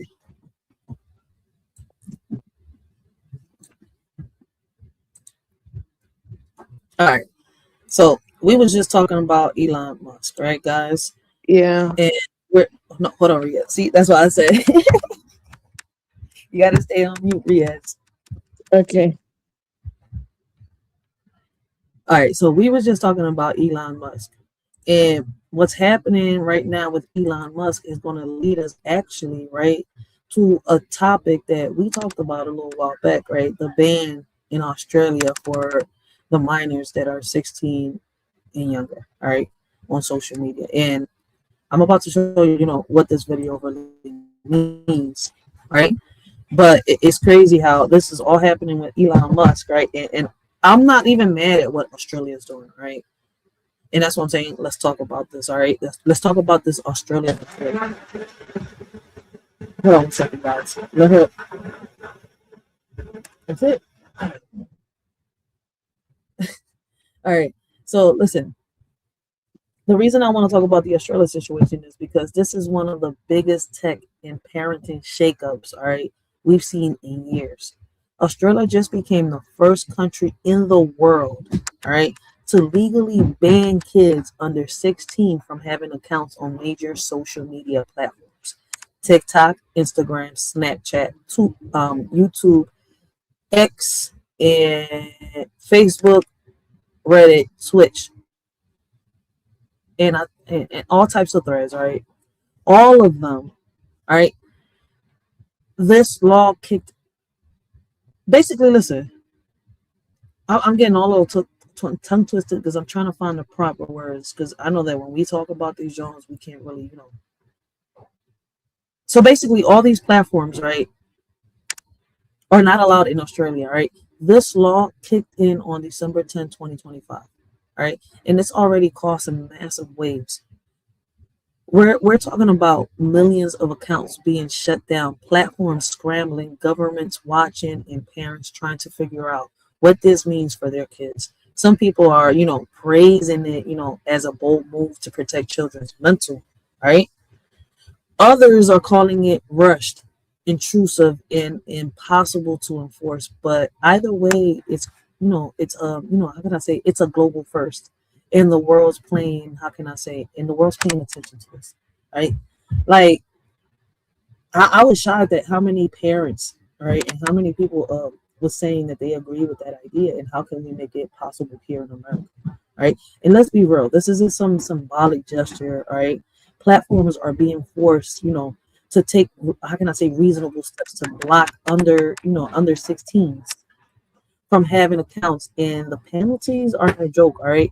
Companies can be fined up to, in Europe, it says here 49.5 million, I guess, in European money. I'm not sure if that's how the European money goes, right? For so that's why you're seeing numbers like 4.7 million accounts, right, deactivated in the first month alone. Meta alone removed 500, I think, if I'm not mistaken. Let's see.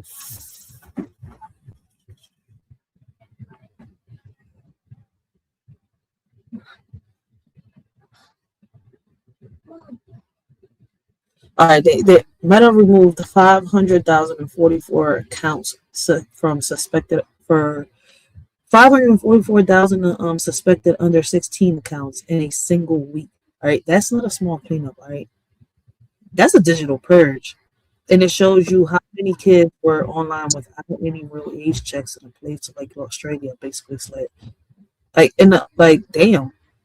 If you won't protect the kids voluntarily, then we'll force you. That's basically what Australia is trying to say. Hold on 1 second, guys. Hold on 1 second.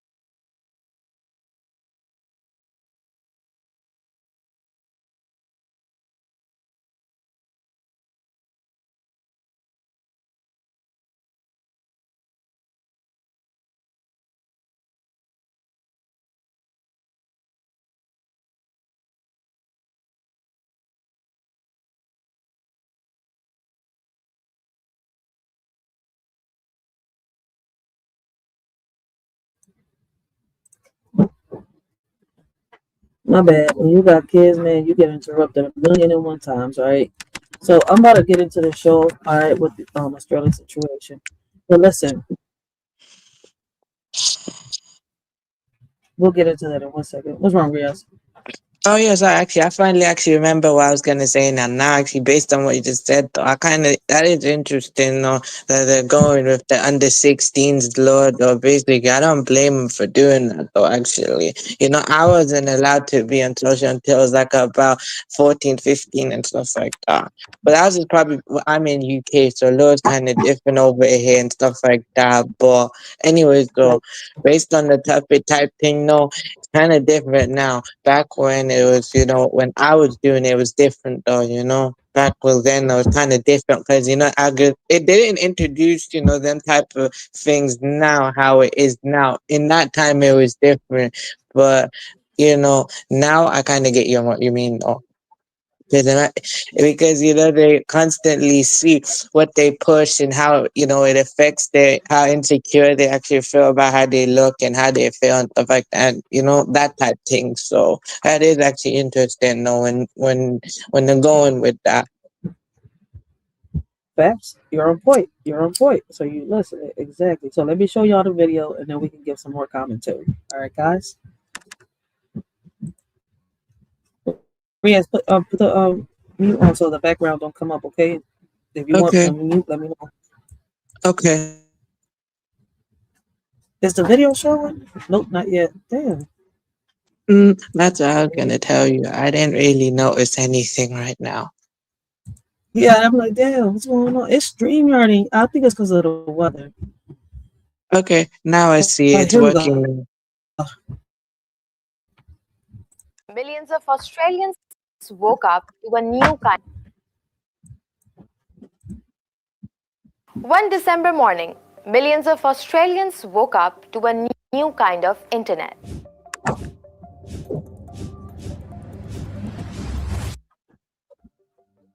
As of December 10, 2025, children under 16 are officially banned from having accounts on most major social media platforms.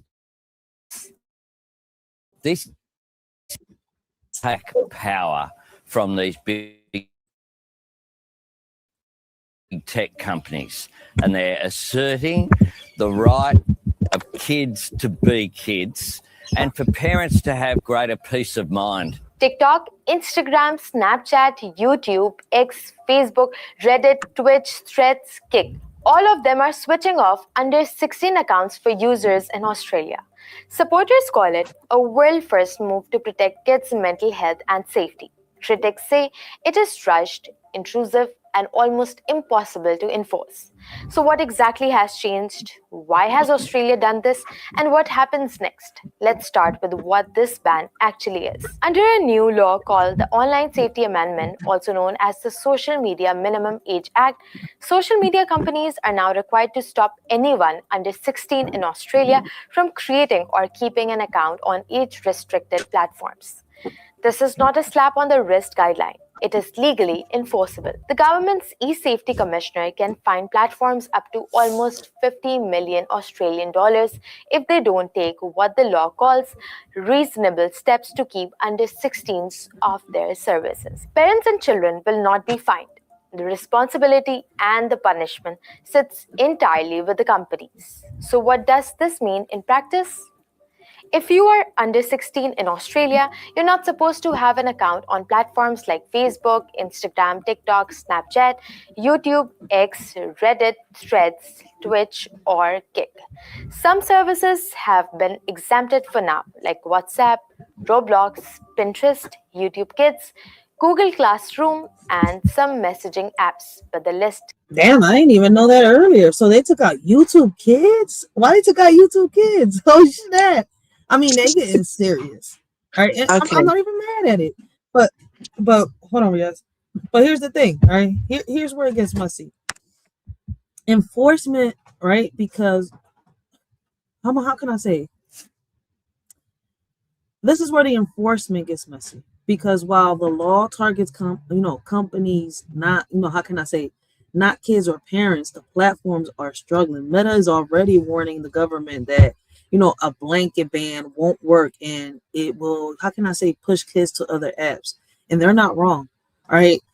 Reason why I'm saying this, I've seen other kids in these new apps, like they're bringing out new apps, like something called Flip. I forgot these little, I've seen them. All right. Reason I have these little apps where I test games and I get paid for, right? And these are apps that are about to be launched and stuff like that. All right, and I'm not talking about like the Just Play where I try these little video games and I get all right. So these little apps have already starting to get tested. They're giving it out to people to test. I was shocked when I came into these apps, right, to see what they're like, and there were kids on these apps where they're only supposed to be adults. All right, where it says that you're supposed to be 18 and older to be in this type of app, especially because these are apps where they want to create content creators. You see where I'm coming from? So I'm not really mad at it. All right, It really is going to push kids to other apps. All right, they're not wrong. Teens are already jumping, to platforms that aren't banned yet. Like Lemonade is a new app from, it was made from TikTok. All right, Yoke, and Discord has been out for years. You're starting to see more kids now on Discord. All right, more now. I'm not talking about teens and stuff like that, gamers, because that's what Discord is normally known for. All right, but you're starting to see more kids that are really young from Roblox, Fortnite, these YouTube apps and stuff like that, TikTok apps. All right, starting to go into these apps more, and they're using VPNs. Some are logging in through, their parents' accounts. Reddit is even, how can I say, suing the government to overturn the law. So while the ban sounds powerful on paper, the reality is, how can I say, a game of digital whack-a-mole, if that's the proper word to use. All right, kids will always find a way around restrictions, especially when the tech companies themselves admit they can't perfectly verify the age. But hey, ooh, okay, you have a point though. I was just gonna say that I feel you on that though. That's like basically, I heard they created this new version of MySpace. They call it No Space or something like that. It's like a Gen Z version of MySpace or something like that. I heard of it. Yeah, they basically created that, and then I think they're also gonna be like new apps or new tech companies. They're just gonna create new apps so that will just literally get popular over there and then slowly come over here.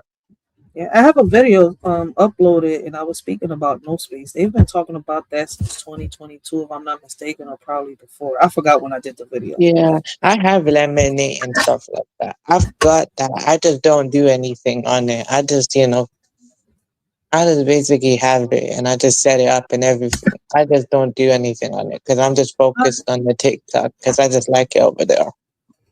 Yeah, I mean, I was kind of forced into Lemonade when they said they was going to eliminate TikTok because I'm actually monetized over there. I haven't been on it, so I don't even know if I'm making any money or what the hell I'm doing. But whatever. Okay, I'm monetized on TikTok. I feel you. With me, I just do uploads. I don't do live stuff. What I just do is I'm already monetized on TikTok anyways. I just don't do anything with it yet though. Because, I took me and my dad, we just talked about it and stuff like that. Because, with me and my parent, I just talked to him. He said, don't do anything yet. We'll figure it out together. So, when the right time, it is, then I'll start making money off it. I can make money now if I want. Yeah. Hold on, let's finish hearing what she got to say before we, go into a whole deep conversation because we still got to let this video play. Okay, yeah. All right. If you are under 16 in Australia, you're not supposed to have an account on platforms like Facebook, Instagram, TikTok, Snapchat, YouTube, X, Reddit, Threads, Twitch, or Kick. Some services have been exempted for now, like WhatsApp, Roblox, Pinterest, YouTube Kids, Google Classroom, and some messaging apps, but the list is under constant review. The platforms we normally think of as social, where you can follow people, post content, and build an audience, are the ones in the firing line. In the days leading up to the deadline, companies began quietly deactivating or locking accounts they believed belonged to younger teens. Many teenagers logged in this morning to find that their profiles simply no longer worked. The next big question is, how are these companies supposed to know who is under 16? That's where age verification comes in, and where the debate really heats up. Under the law, platforms have to use some mix of technology to estimate or verify a user's age. That might include facial age estimation using selfies or video, AI tools that guess age based on behavior and account history, or offering users the option to prove they are over 16 by uploading a government-issued ID or linking to a bank or phone account. The e-safety commissioner will audit and set standards for these systems and can demand reports from platforms on what they are doing. In theory, if a company does too little, it could be fined or even blocked in Australia. In reality, everyone, including the government, accepts that tech-savvy teenagers will try VPNs, false dates of birth, parents' IDs, and other workarounds. This is why ministers are describing it more as a delay to social media rather than a perfect airtight ban. To understand why Australia has gone this far, we need to talk about what the government says is driving this law: youth mental health and online harm. Over the past decade and a half, Australia has seen sharp increases in anxiety, depression, self-harm, and suicide among young people, especially girls. Government reports cite data showing mental disorders among young women rising by more than half since the late 2000s, hospitalizations for self-harm increasing, and suicide rates climbing in the 15 to 24 age group. Long-running surveys Damn, that's crazy. So we're gonna go right back to that part right there in 1 minute because I wanna touch on that real quick, right? Like, let's talk about mental health. All right, let's talk about the mental health angle because that's the part, that how can I say, that's the heart of this whole thing. Supporters say, this ban is long overdue. The social media is, that social media is harming, how can I say, kids with cyberbullying, body image pressure, grooming, risk, doom scrolling, and addictive design, which I mean, listen, I can't argue them down on that part. This is happening a lot. Even grown adults are doing it, amongst themselves. All right. They argue that kids' brains are still developing, which is true. And the constant, how can I say, algorithmic, right? I hope I said the word right. Pressure is too much, right? They say that this ban gives kids space to, to be, how can I say, to be kids again, right? To socialize offline, to, sleep better, to escape the nonstop, how can I say, comparison culture. And honestly, there's truth in that, right? Like, we've all seen how social media affects adults. Imagine what it does to a 12-year-old who doesn't even know who they are yet. Right? Yeah, that is Like, true. yeah, that's some real shit. Listen. Yeah, that is true though, actually. When I get you on that though, as well, the mental aspects too, though, is it different also when it comes to that? Is there like body issues as well? Because on Insta, it gets pushed out a lot though, right? And also some people use filters and stuff like that, and because of that, they look at that and it kind of makes them feel some kind of way. Imagine. Okay, we already know how adults feel, but imagine how kids feel, though. They don't know who they are yet, though. That it didn't take me to know who it didn't take me. I didn't know who I was, though, all the way until like 23, 24, when I actually know who I am. It took me longer, though. But I get you on what you mean, though. And that's real, right? Listen, the problem right now is the critics, right? Critics are too loud. All right, they're saying that this is government, out overreach, that that it violates privacy, that it forces kids into less regulated space, right, and that it normalizes digital surveillance. They're worried about facial recognition scans, ID uploads, and the idea of government, deciding who gets to be online. They're also pointing out that kids can still view content without an account. They just can't, how can I say, post or comment. So is this really protecting them or just pushing them, into the shadows? And what happens to kids who, really, how can I say, rely on social media for community identity, right, or support? Not every kid is being harmed by social media. Some are being helped by it. That's why I say that, I constantly say that social media has its pros and its cons, all right? But we're gonna watch a little bit of this video a little bit more, right? And then I'm gonna give you a little more of my commentary, all right? Because we talked about this so much, and this is something that we was also talking about within the school meeting earlier, all right? Which I think a lot of more parents should attend these school meetings, but I really don't see a lot of parents attend it. But let's play a little more of this video. around. This is why ministers are describing it more as a delay to social media rather than a perfect airtight ban. To understand why Australia has gone this far, we need to talk about what the government says is driving this law: youth mental health and online harm. Over the past decade and a half, Australia has seen sharp increases in anxiety, depression, self-harm, and suicide among young people, especially girls. Government reports cite data showing mental disorders among young women rising by more than half since the late 2000s, hospitalizations for self-harm increasing, and suicide rates climbing in the 15 to 24 age group. Long-running surveys like show teenage mental health scores use exploded, called a dose response effect. The are to report distress. On top of that, Australia's e-safety commissioner has documented a steep rise in online harms against young people. Almost half of teenagers report negative experiences online within 6 months. Things like bullying, exclusion, being contacted by strangers, being sent sexual content, or being threatened. Reports of child sexual extortion and abuse materials have surged. Officials say most of these cases begin on mainstream social apps, especially Instagram and Snapchat.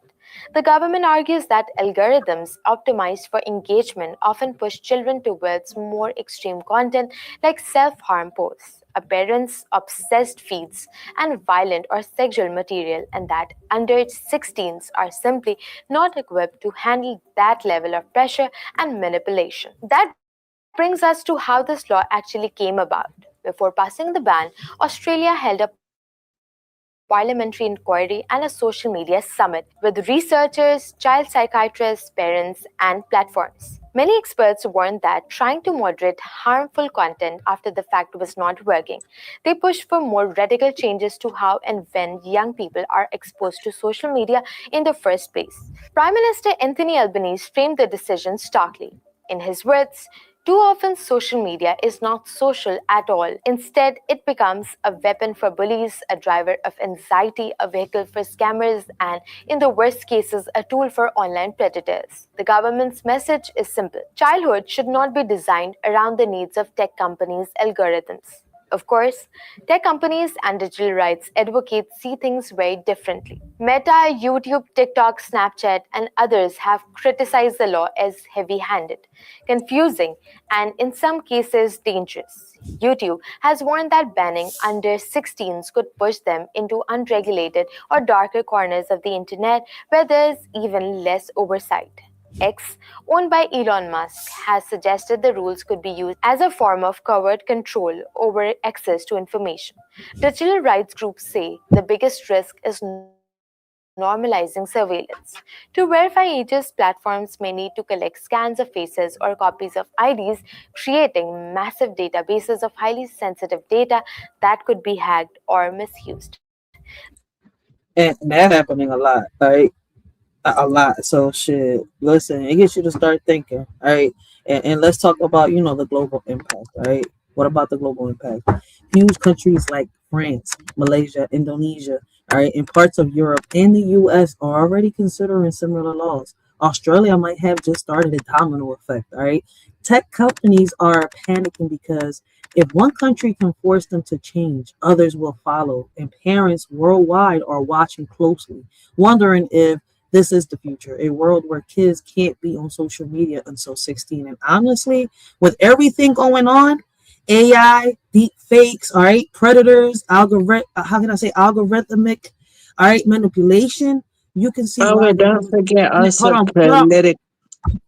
you can't do that. You gotta wait for me to finish because My when you bad, do that, you throw people off. You see where I'm coming from? Like I was really like, wait, wait, what just happened? All right, hold on, wait a minute. What was I just saying? All right, we was on the algorithmic that part. Listen, you can see why these governments are stepping in, all right? But the question is, are they stepping in the right way? All right. So yeah, let's talk about it because this isn't just about Australia, all right? This is about the future of childhood parenting, all right?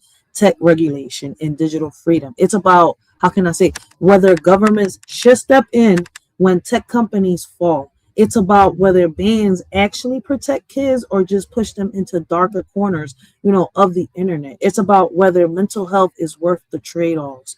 And it's about what happens next. Because Australia's experiment, because if Australia's experiment works, guys, all right, the whole world could change. And if, how can I say, and if it fails, how can I say, it'll be a warning sign, all right, for every country thinking about doing the same. Either way, this is one of the biggest digital debates of our time, all right, and we need to talk about it with honesty, all right, nuance, and real world perspective. this? All right, what you think, Riaz? I mean, I would love to hear your opinion because you is a younger generation. Oh, you still there? All right. I don't know what happened to Riaz, but I'm gonna press play. They argue that in trying to protect children, the government may be building the infrastructure for lifelong tracking of everyone. Australian teens themselves are split. Some say they're relieved to get a break from constant comparison, bullying, and pressure to always be online.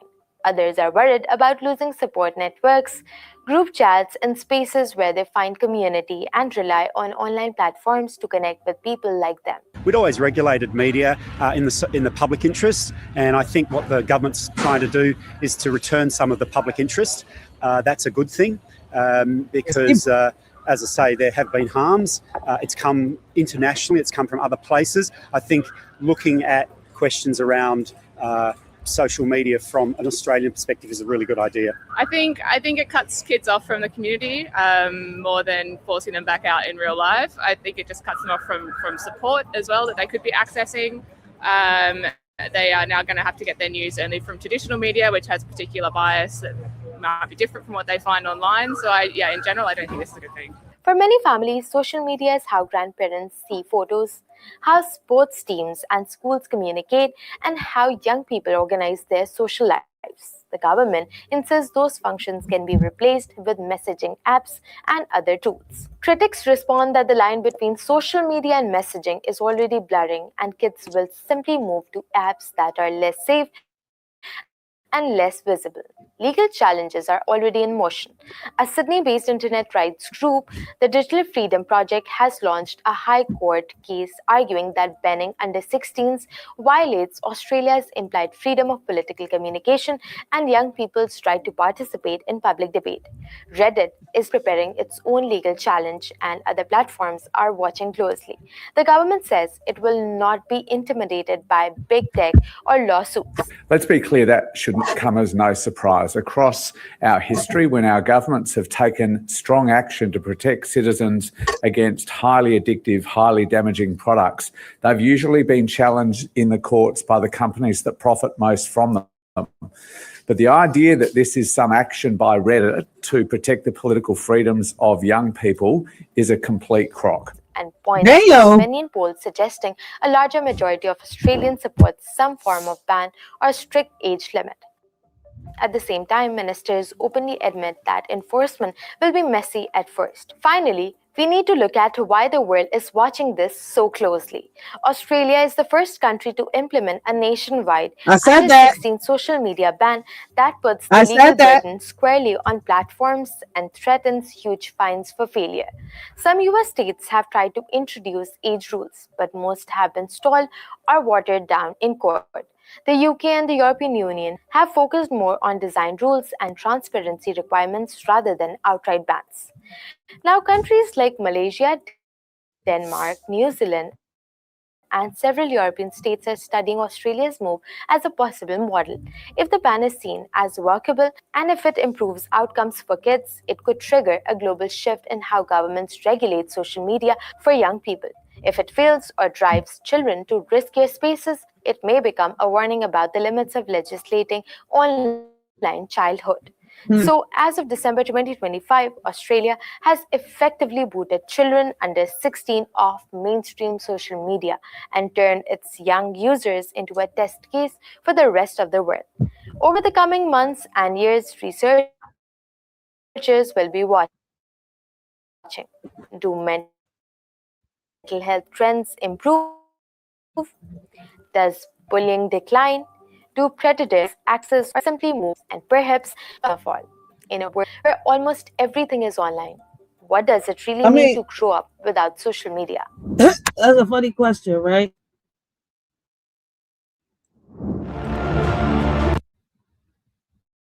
A few hours ago, on the 10th of December, Australia... It's funny how she said that, right? The reason why I say that is because I know what it feels like to grow up with social media. I wasn't introduced, to social media until 2002. Like, let's be honest, social media didn't come out until 2002, right? So that's when I was introduced to like Twitter, MySpace, YouTube, all right? And I forgot, I don't know whose panel I was on 2 years ago that I said it, right? If I'm not mistaken, YouTube came out right first, then Twitter, then MySpace, and then all these other apps came in afterwards, all right? I grew up in a world without social media. That's why I consider the people from my generation hybrids. We know what it feels like to be outside, all right? I grew up being a part of Girl Scouts, all right? That's why you hear me talk about Girl Scouts a lot. So, I mean, listen, growing up without social media is not that bad. We just have to teach our kids, all right? Listen, this is a tricky one, but let's dive into the next video, all right? Because there's a whole other video. I don't know. Riaz, you still there?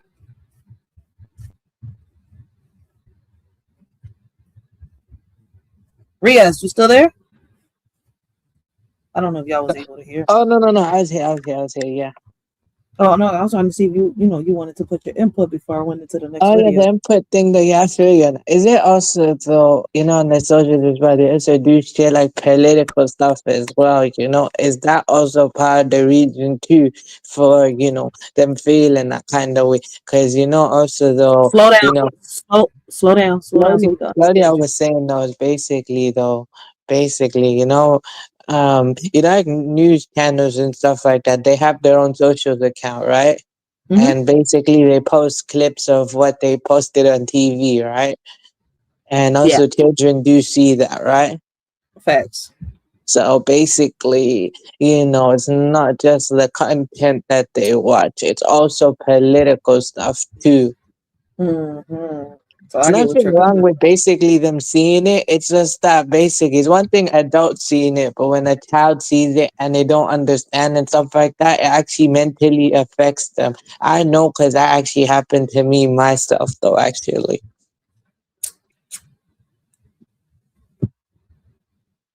Yeah, that actually happened to me, though, actually. You're correct, because listen, that's what I was saying earlier, right? Even Social as media, an adult, though, I still feel that way. Max. Listen, that's what I was saying earlier. Social media has its pros and it has its cons. This is why parents need to be more involved in their kids' lives. Like, listen, you hear me constantly say, my daughter does not have her own social media. I'm there with her. You see where I'm coming from? And Of if she course. wants to do videos and stuff like that, I'm with her. So it's crazy that my daughter came to me like, Mom, can we do this together? I said, yeah. It's like tonight we're gonna do some videos and we're gonna upload them to TikTok, and then we're gonna upload them to the family YouTube channel. Okay, that's cool. I don't want nothing personal. I don't want our lives out here, but I want her to, still feel, you see where I'm coming from? Like, she's not left out of anything, and I explain to her everything. All right. Like, she doesn't even have her own phone. She doesn't have a phone. Yeah, I don't care. She's 9 years old. Oh, but no, I don't care what people think. All right. I monitor her music. All right. When she comes in here telling me about the stuff she hears in school, we sit down, we have conversations, and I explain everything to her. Now, if by the time she hits 18, 21 years old, she starts messing up, it's not because I failed. It's because she chose to make them decisions. Yeah, I agree.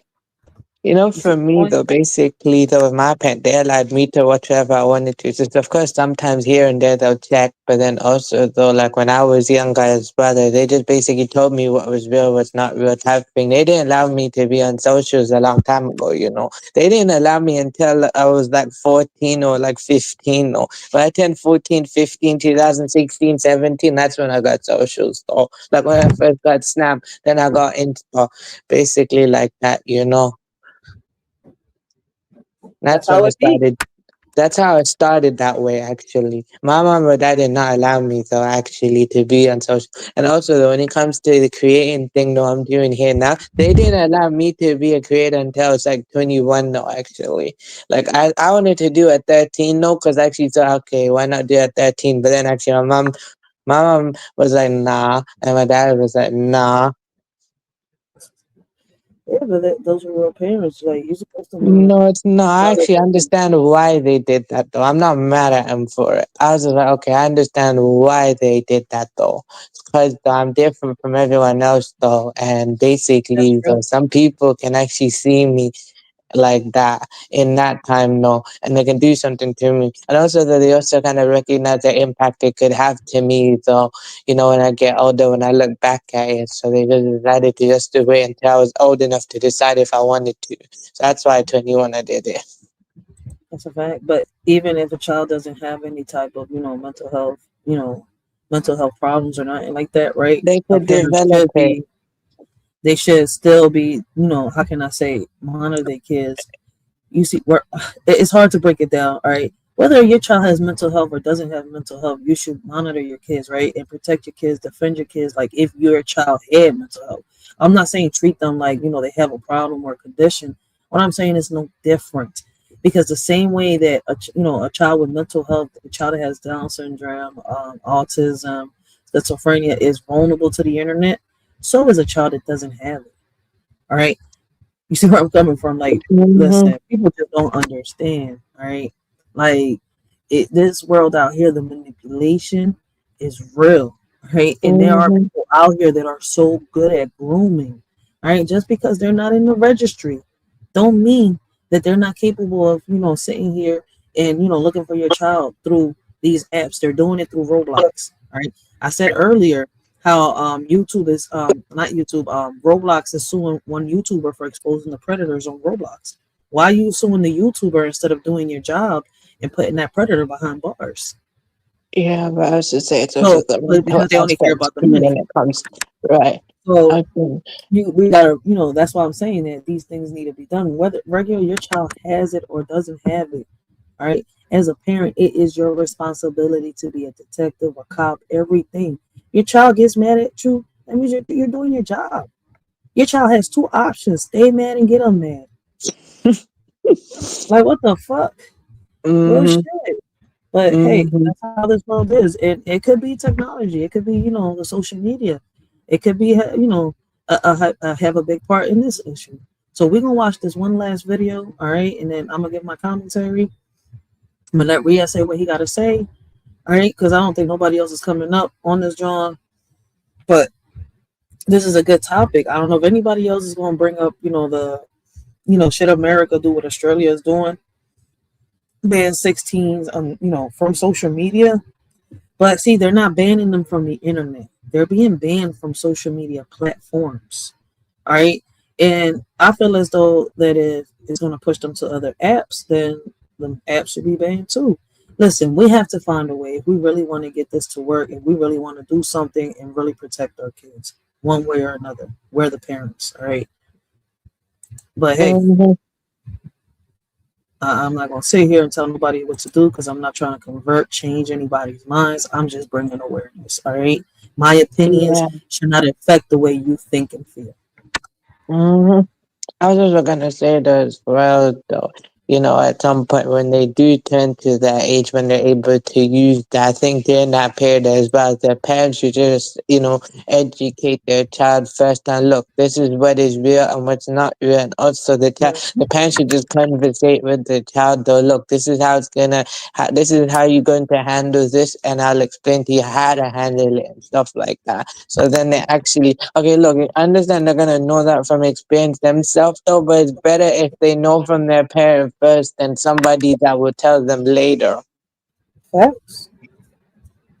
Facts. Yeah, so like during that period, even when they're not on that, it's better though the parent just educate them on that though, because when they hit that age, how they're gonna actually know, and then when they actually experience that, they're still gonna suffer what they suffer from, So that's why it was better in some kind of way the parents should actually educate them beforehand, though. But see, the parent has to be well then. But we're gonna get into that after this video. Hold on, let me okay. All right.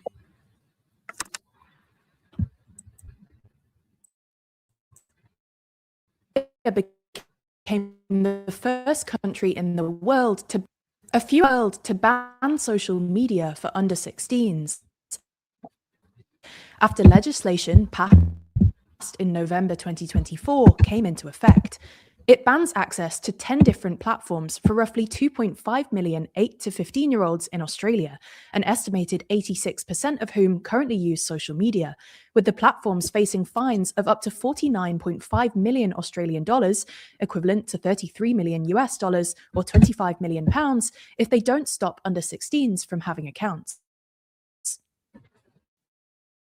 So in this video, we'll take a look at Australia's world-first social media ban.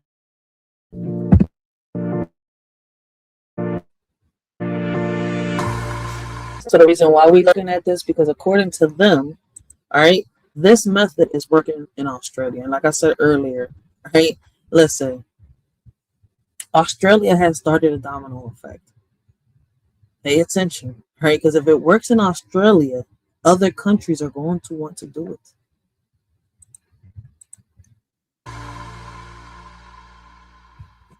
Never miss an episode and always feel in the loop by subscribing and ringing the bell. Let's start by explaining the ban itself. The law, officially called the Online Safety Amendment Social Media Minimum Age Act 2024, aims to protect children from cyberbullying, grooming, and harmful content on social media. It also aims to reduce the negative impacts of social media on young people's mental health, which Australia's eSafety Commissioner, Julia Inman-Grant, says come from design features that encourage them to spend more time on screens.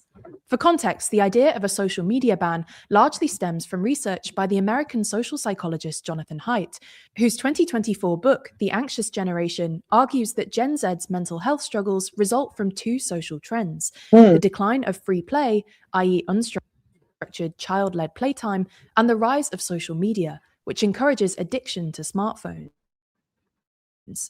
Haidt's research soon turned into a global campaign, and on the 8th of September, the Labour Premier of South Australia, whose wife had read Haidt's book, proposed a new law to ban children under 14 from accessing social media. 2 days later, on the 10th of September, the Australian federal government then announced its own legislation, and in November 2024, the Australian Parliament voted to ban social media for under 16s.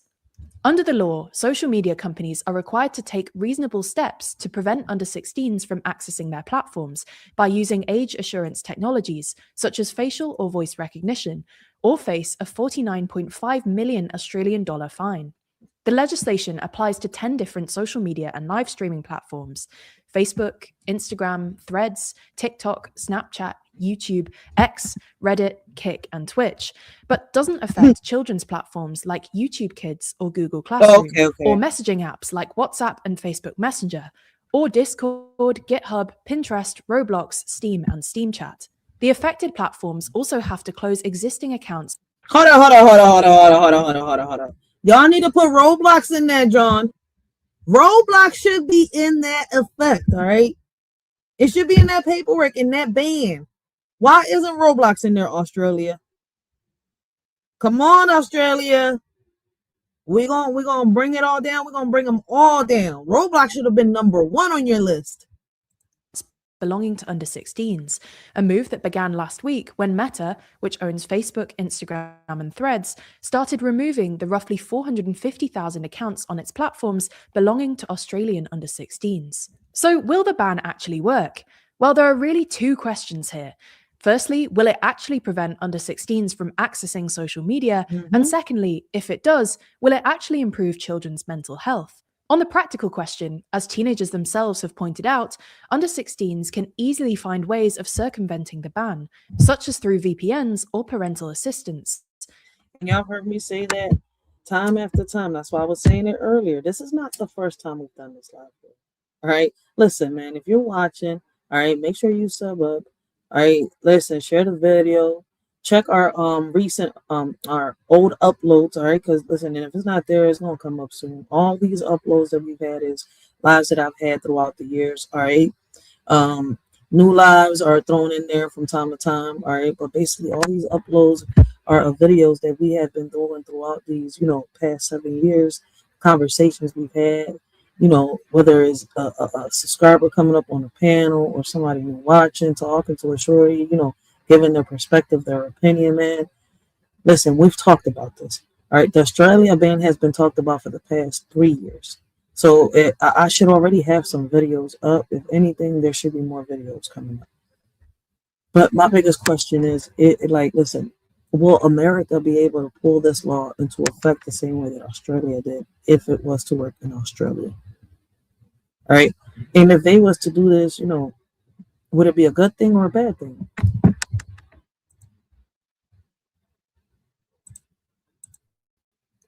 With one 13-year-old telling the BBC she bypassed the face scan by holding a photo of her mum in front of the camera. Moreover, according to polling conducted for the Australian government in May, a third of Australian parents actually intend to help their kids get around the ban, and 72% of under 16s don't think it'll work. Damn, you got parents that are willing to sit here and say, fuck it, I'm going to help my child get around this ban? I mean, what's to be expected? You got parents out here to say, I'll help my child bury a body, right? Age assessment technology being used by Meta and Snapchat isn't perfect either, as it reportedly struggles for people 2 to 3 years either side of 16. Crucially though, this age inference method was chosen instead of ID verification, which was unpopular with the public due to the risks involved with submitting personal information to social media firms. In fact, Australian Prime Minister Anthony Albanese has actually said that the law specifically prohibits platforms from requiring government-issued ID. In short, teenagers will find ways around the ban, which means it probably won't prevent 100% of under 16s from accessing social media. Facts. But campaigners argue that the main aim of the ban isn't necessarily to block every single teenager from being able to create accounts, but rather to establish a new social norm where at least a majority of under 16s aren't on social media. The hope here is that, over time, kids will either get fed up of trying to find ways around the ban, or at least spend less time on social media if fewer of their friends are on it. This is That's some real shit. Listen, this one is tricky. I'm not going to sit here and lie. And that's exactly why we need to talk about it, all right, with our whole chest. Because when it comes to kids and social media, nothing is simple, all right? There are real pros and real cons. And pretending it's all good or all bad is how we end up with kids drowning in digital, you know, in a digital world with no guidance. Social media gives kids connections, creativity, and community, right? But it also exposes them to predators, bullying, all right, comparison culture, and adults pretending to be children. So when we look at what Australia is doing, banning under 16s from having an account, it forces us to ask the uncomfortable questions. Is this the direction we need to go, or is it just a bandage on a much deeper wound? Maybe I'm not asking the right questions, all right? Because let's be honest, the idea of creating, you know, a kids only app sounds good on paper, right? That's what they tried with YouTube Kids, but even in YouTube Kids, they had predators, right? A space where kids, you know, could talk, play, create, and socialize while parents monitor and guide. That sounds like safety. That sounds like structure. That sounds like a digital playground with supervision. But the reality is grown adults already pretend to be kids online. They already hide behind avatars. They, you know, already infiltrate spaces meant for children. So even if we built a kids only app, predators will still try to get in. That's why I say it would be, you know, like, how can I say? That's why I say, would it be a bandage? Would it be helpful? But I feel as though, me personally, I don't know. I keep saying the bandage part because I feel as though it's not a cure. The real issue is the culture of the, you know, internet itself and the lack of accountability from, you know, the platforms that profit off of kids' attention. And that's where Australia's approach gets interesting, right? They're not saying parents do better. They're not saying kids behave. They're saying tech companies, right? They're saying tech companies, right? The billion-dollar platforms need to step up and take responsibility. They're saying if you want to operate here, you need to protect children. And honestly, that's the shift we want to operate here, right? You need to protect children. And how can I say?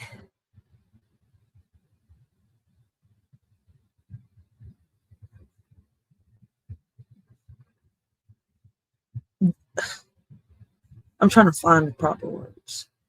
That's a shift that we haven't seen here before, because for years, these companies have been allowed to say, we can't verify age. while still collecting data and pushing ads and letting kids roam free.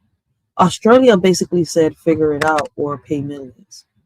And that's why, the whole world is watching. You see where I'm coming from? It's like, okay, now Australia is saying, fuck it, we're going to be the bullies now. All right? You see, like, I don't know. Australia is kind of like pulling a Trump underneath their sleeves. Either, how can I say, comply or lay down. Pick one. But then after, it's not just up to the companies. How about the parents too? Because you're hearing parents talk about they're going to find a way to go around this ban. So let's be real. All right? Let's be real. That's why I say I'm very neutral about a lot of shit, and people hate that. Listen to what they're doing. That's why I'm like, is this a bandage? Is it going to really help? I'm with it, but if it works, right? How long will it work for? And I'm not trying to, down the idea or bash it, because I feel as though it's a good idea. But I feel as though I see too many cons to it. Hey, but people are not going to understand where I'm coming from right now. At least just not right now. All right? So,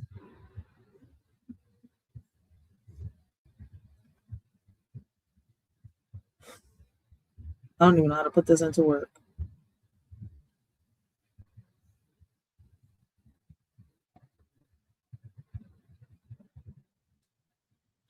Basically, once again, right, the question that we should be asking is it working, and should we do it here? That's where the debate gets real. Because even with the ban, kids are finding loopholes, VPNs, parent accounts, right, alternative apps. Kids are digital ninjas. Y'all ain't noticed yet? Real shit, they will always find a way. So banning alone won't fix the problem. Like, what does it, how can I say? Does this, force platforms to, does this really force platforms to build better age verification systems, better reporting system tools, like better protections, my bad, like, and better accountability? Does it force them to stop pretending they're powerless, but it doesn't magically make the internet safe, right? It just raises the bar even higher. But the ban is in effect. So all we can do is wait and see. How is this going to turn out? So let's finish listening. Let's see what they say. My bad. Yeah, I was gonna say though, I'm just sitting back and watching on this because I kind of feel you in what you're saying, though. But there's more to it though than Right, that. it makes sense. Yeah, it does make sense though, because the reason for that is that they'll still find another weed though, and also the VPNs and stuff like that. Like you got NordVPN, ExpressVPN, and stuff like that. Though people use that though, Yeah, the kids are using it. Parents are helping them. That's the crazy part. And I'm sitting here like, damn, like, okay, you wanted this to happen, right? But now you're sitting here going against it. Come on, let's be real. But guys, listen, the link is down below if you want to join the shorty, if you want to join Young Riaz right in this conversation and put your perspective in before we end this live. Y'all more than welcome. All right, so but I'm a press play in the meantime, in between time. Up of trying to find ways around the ban, or at least spend less time on social media if fewer of their friends are on it. This is essentially a way of trying to reverse the so-called network effects of social media, i.e. the idea that as more users join a platform, the more useful, and therefore more difficult to leave, that platform becomes. While a recent ABC News survey found that 75% of under 16s don't plan to stop stop using social media after the ban, it could succeed if teenagers simply get bored of having to bypass the age checks every time. Moreover, YouGov polling from November 2024 suggests the Australian electorate are overwhelmingly in favour of the ban, with 77% supporting a ban on under 16s and 87% supporting stronger penalties for social media companies that don't comply. But the Australian government also risks legal challenges from both teenagers and tech firms. Last month, two 15-year-olds backed by the Digital Freedom Project launched a High Court challenge against the Australian government, arguing that the ban is unconstitutional as it infringes upon their right to free communication.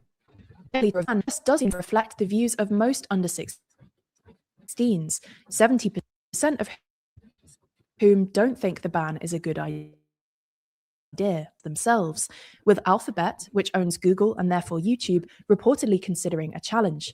YouTube's opposition is to being classed as a social media platform, preferring instead to identify as a video sharing platform, which could give it grounds to challenge the ban. Finally, it's also possible that US President Donald Trump could take action against Australia, having previously threatened tariffs against countries he claims discriminate against US tech firms, and attempted to pressure both the UK and EU into rolling back their digital services taxes. Anticipating these possible challenges, last week, Australia's Communications Minister, Annika Wells, told the BBC that the government would not be, quote, intimidated by big tech, adding that Australia was pleased to be the first, we're proud to be the first, and we stand ready to help any other jurisdictions who seek to do these things. Indeed, other countries are already following Australia's lead. Last month, Malaysia announced it would ban social media for under 16s from 2026. Denmark announced an agreement to ban social media for under 15s, and Norway is also taking steps. Hold up, Denmark took it to 15. Ooh. Damn, they took it a year younger. All right. To enforce a that's wild. Minimum age of 15. Similarly, at least 2 Labour MPs in the UK this month have called for a social media ban. Oh, that's where you're at, Riaz. Damn. Yeah, but I'll be real with you though.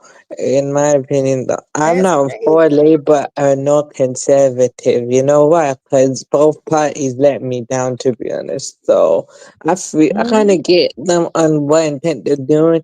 At the same time, I'm sitting back and watching independently. Because look, to be real with you, both parties let me down. I've watched how both parties done everything, man. And I'm kind of unsatisfied.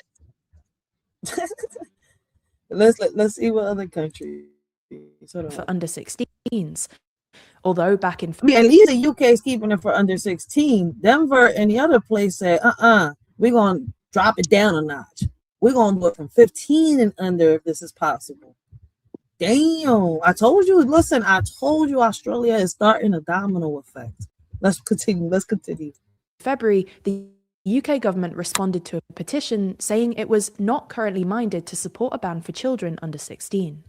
Regardless, whatever happens next with Australia's social media ban will be watched all around the world and is sure to inform similar policies in other countries in future. Mm-hmm. While in Australia, politicians are moving to block usage of social media, what happened? In other countries, politicians are using it to campaign more than ever. We discussed that in the latest issue of our magazine, Too Long, which features an opinion piece all about the rise of the politician influencer. That issue of Too Long is now officially in stock too, with it focusing on the reshaping of the Middle East. In this magazine, we run through each country in the region to discuss how they're rewriting the next chapter of their story, from Qatar's growing global influence, who will govern New Gaza, if Iran could dash for a nuke, or how Lebanon can disarm Hezbollah. This is a region we know a lot of you are interested in, so this latest issue dives deep with our real thoughts on the next era of this often troubled region. Not only that, but we also have sections focusing on UK, EU, and global news, including our full rundown of some of the biggest elections which happened around the world over the past year. There's also our interview with YouTube's Money and Macro on how to fix the EU economy, the rise of the politician influencer, and the new left emerging in the UK. As a special Christmas offer, we're offering you special gifts if you subscribe. Okay. We ain't doing that right now. But that is wild. I didn't know all that was happening. They getting serious now. Well, man, okay. I thought that was just. I thought it was the last video I had. and I still got one video. I don't know how my job just changed, but this StreamYard is doing whatever it wants to do. But listen, here's the part we need to sit with, all right? I like the idea, all right? But I feel as though it's a bandage, all right? But the part we need to sit with is that America is not Australia. Our culture, our laws, right? Our tech companies, our politics, everything is different. If we try to ban under 16s from social media here, the backlash would be massive.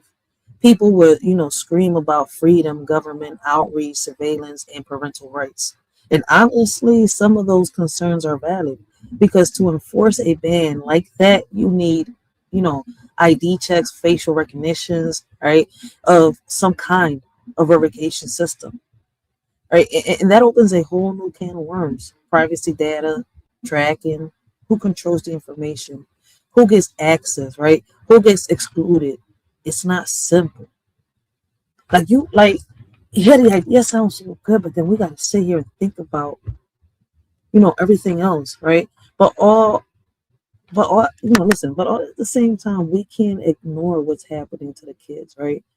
The mental health crisis, the bullying, the grooming, the addiction, the comparison culture, the pressure to the pressure to perform, the exposure to adults pretending to be children, the nonstop algorithmic, right, manipulation. We can't pretend kids are okay just because banning them is complicated.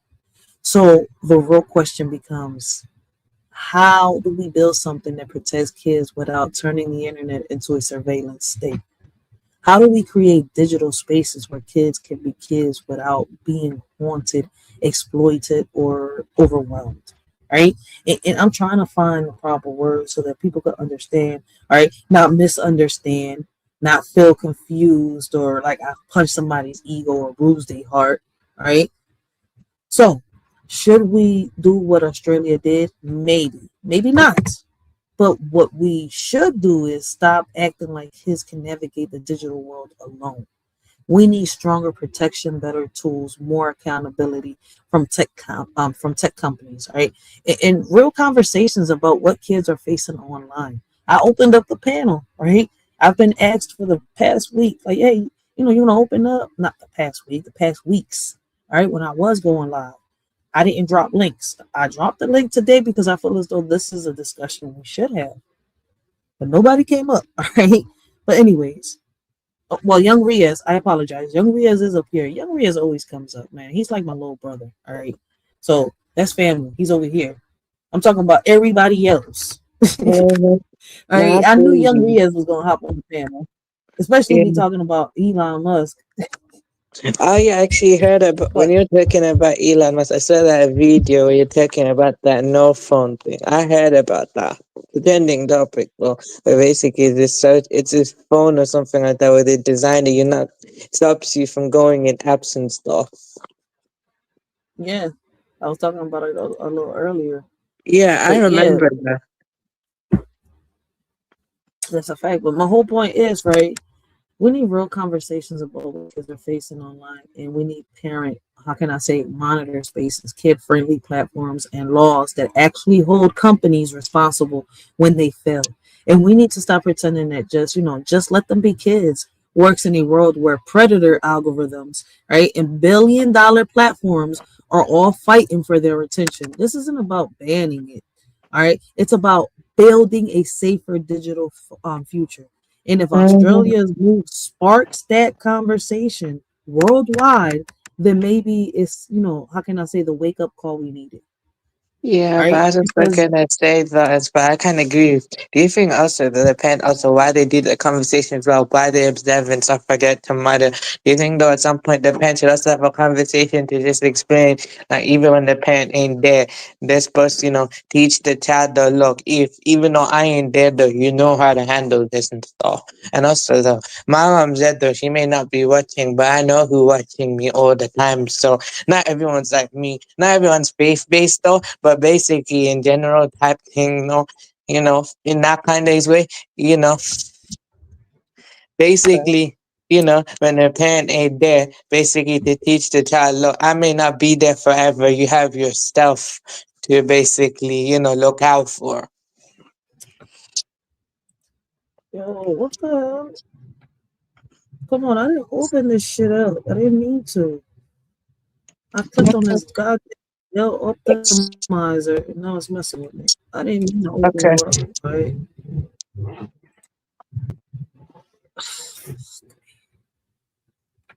Hold up, because this shit got my whole screen froze. Thank you. Now I can close you. Damn. Let me make sure I didn't mess up my stream now, because this drone just froze me out. It took me out of everything. All right, no, I'm still on stream. Okay, here we go. But anyways, like I was saying, right, it to me is a maybe, right, when it comes to what Australia is doing. We, like I said, we need to stop pretending, that just let them kids, just let kids be kids, works in a world where predators and algorithms and $1 million platforms are all fighting for their attention. All right. We gotta stop, how can I say, thinking that this ban, how can I say, is the fix of it all. You can ban it now, but shit, you still forget, y'all forget that the underworld, exists. But anyways, so with all that being said, sorry, I was gonna say, do you think though also that when they actually ban them and say if they did, do you think also though something will just come in and just replace them immediately? Yeah, that's why I just said don't forget the underworld exists. They gonna test some shit out and then make it work out here, man. Listen, people, Yeah, listen. and who knows though, actually though, the replacement can be so popular though that it will make other apps though basically go obsolete. First you had MySpace though, and then you had Facebook come in, and then you had Insta, and then all of that stuff. So Yeah. basically, in some way, Listen, MySpace became more popular than Twitter, and somehow when Facebook came about, it overtook MySpace. Yeah, basically, I remember that So I get story. what you're saying. I get exactly what you're saying. That's why I say we need to wake up, right? And that goes into what I was saying, because I thought we only had, that last video. No, we got one more video. Yeah, because right? because it was so popular because back in those days, I was too young to remember that though, but I'm sure like back in the day they had the optional, like the homepage though, you could customize it to whatever you wanted to do. So they had a great feature and you can share your music and stuff like that. It had a lot of good features. I heard about it. I never got to use it though back in the day because I was very young to remember that. Yeah, but you're right on what you're saying though. Let me see 1 second. Yeah, basically. But yeah, see, all that led to this. I thought, that was the last video. You could tell I'm tired of shit. But anyways, listen. With all that being said, right, let's really get into why Australia is banning social media for under 16s, right? Because the surface explanation is protect the kids, right? But the deeper truth is way more complicated. Right? I did a little research. This ban is basically the government admitted that the algorithms running these platforms, right, have gotten out of control. They're toxic, they're addictive, they're manipulative, right? And they're designed to keep kids scrolling even when it's harming, their mental health. But instead of forcing the companies to fix the algorithm, regulate the design, or change the business model, right? They are just banning kids altogether. And that's the part that feels like an acknowledgement of the problem without actually addressing the root of it. All right. And that's why y'all hear me constantly say this feels more like a bandage. All right. Because y'all can get these platforms to, fix the algorithm. Something that Nate the Great podcast, all right, and the word has taught me is that you yourself can change your algorithm within these platforms, whether it's Facebook, YouTube, Instagram, or even TikTok, all right? Depending on what you watch, right? Depending on what you talk about, you change your algorithm. And at first I thought it was bullshit. And one day I went back into that platform after they had, this conversation with me, right? And I was like, yo, you ain't lying. I peeped that, depending on what I watch constantly is what YouTube will recommend to me. So I stopped watching a lot of content creators and started, watching more of the ones that, were more of my, how can I say, like-minded, more that I could relate to, more that I could sit here and have conversations with, right? And I was like, damn, I started getting more recommendations to other more platforms and other channels. You see where I'm coming from? So yes, you yourself can change your own algorithm, but nobody wants to hear this right now because people right now, they love, listen, listen, don't we all have it in us? It is a matter of, do we let it, out, or do we keep it in? A lot of us love to feed off of greed, chaos and greed. I could be wrong, right?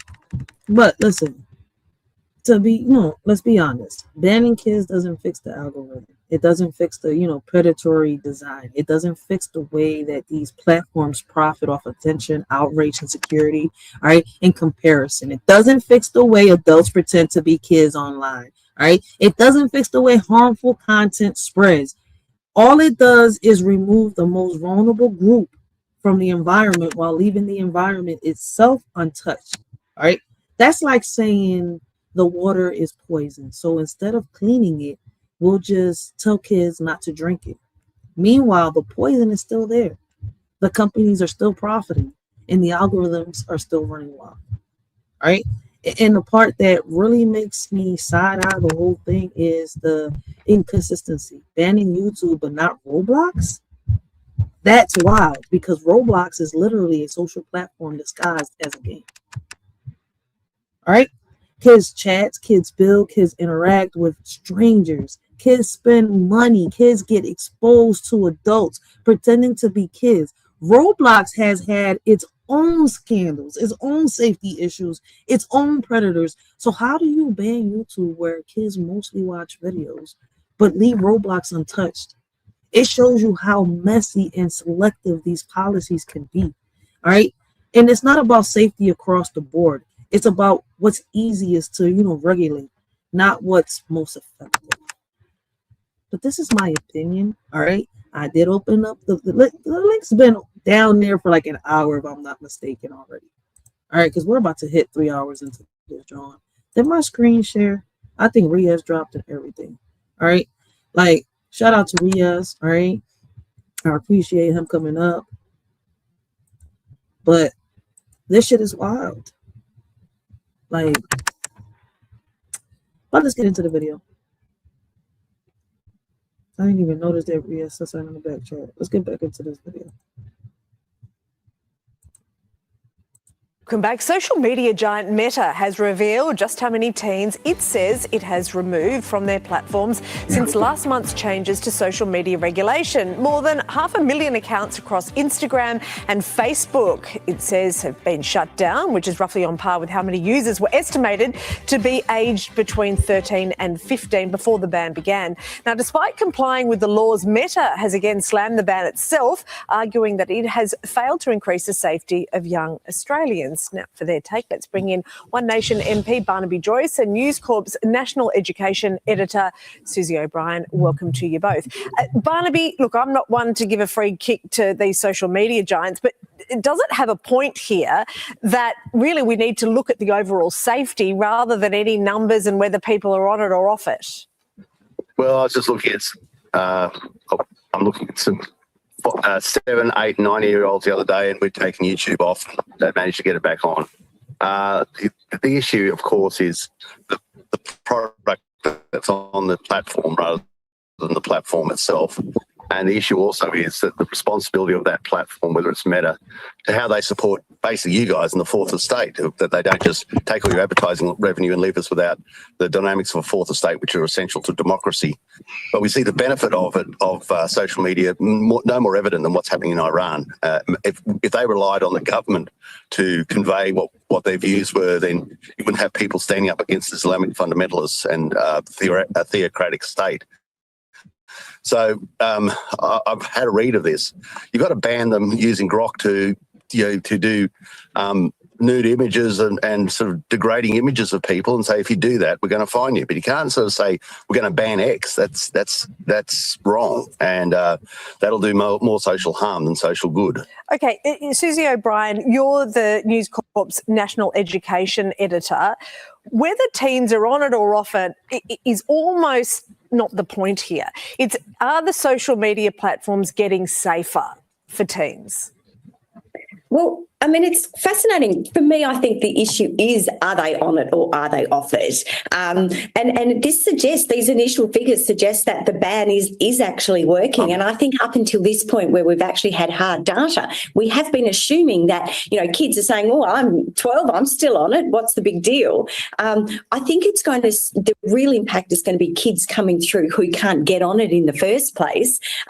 But this suggests, certainly in terms of Instagram, that this is working. 330,000 accounts shut down. That's quite a substantial figure. And I think now what we want to see is the million estimated users of Snapchat, young people on Snapchat, which is really where they're doing a lot of their communication. I think that's where we want to see the real impact of the ban. Yeah. So I understand that it is about a broader safety of the overall platform. Right. I don't know what you're gonna get to, but let me rewind to 5 seconds, right? So that I can say what I gotta say. These aren't my videos, so yes, I do gotta pause them, right? And listen, here's the real kicker. This plan only works if kids are given a clear, safe alternative, right? You can't take something away without replacing it with something better. Kids need digital spaces, right? According to people, right? They need community, they need creativity, they need connection. Right. And I think we're hitting the digital era right now. So I think for right now, listen, I feel as though when it comes to parents, teach your kids, all right, how, yes, use this digital tool system that we got, right? But also teach them how to survive out here in this real world. Teach them how to start a campfire, not just any regular fire. We don't want them starting fires in houses and shit like that, all right? But teach them, how to put the oil in the car. Teach them how to cook, on this campfire. Teach them, different methods. Listen. They say it's predictions, but there's a reason, all this shit is happening. Where are the guinea pigs? Stop with the random thoughts, Ray. Whew, Lord have mercy. All right, but it's up to us. All right. But anyways, they say that, kids need digital spaces, right? And the community and the creativity, they need the connection, right? And if you don't give them, how can I say, if you don't give them a safe platform, they're going to go right back to, the unsafe ones, just the loopholes, right? VPNs, fake accounts, or their parents' logins. That's why this ban feels incomplete. It's like telling kids stay off the streets, but not giving them a park, right? A rec center, a program, or a safe place to go ahead instead. Real shit, because they do it here constantly. All the programs and stuff like that is in the places where kids can't really get into, right? And then, how can I say it? Let me put it like this, right? They're starting to bring out more resources, but yeah, they're helping the young ladies out, but now they're leaving our young boys out here with nothing. At least more programs in these gyms and martial art programs and stuff like that. Y'all gotta bring them more to the hood and stuff like that. All right, like we're gonna I want to have a live, right? I think what, I know who's willing to have this live with me. When he goes live, I'm gonna talk to him, and I'm like, hey, listen, I'm gonna set up a live, all right? And I think he has an email, so I sent my link to his email, and I have him over here, have him join the live. When I do the live, I'm gonna set it up. I'm going to have my baby pops on this live, but we're going to talk about the pros and the cons on the streets. All right. How these programs can help these young boys out and stuff like that. If we, put the right programs out here. But you know what, we're going to leave that into, another topic for another day. All right. But listen, there's so many ways for these kids to do this, right? Like, let me put it like this. I'm going to put it like this, right? The thing is, when it comes to this, right,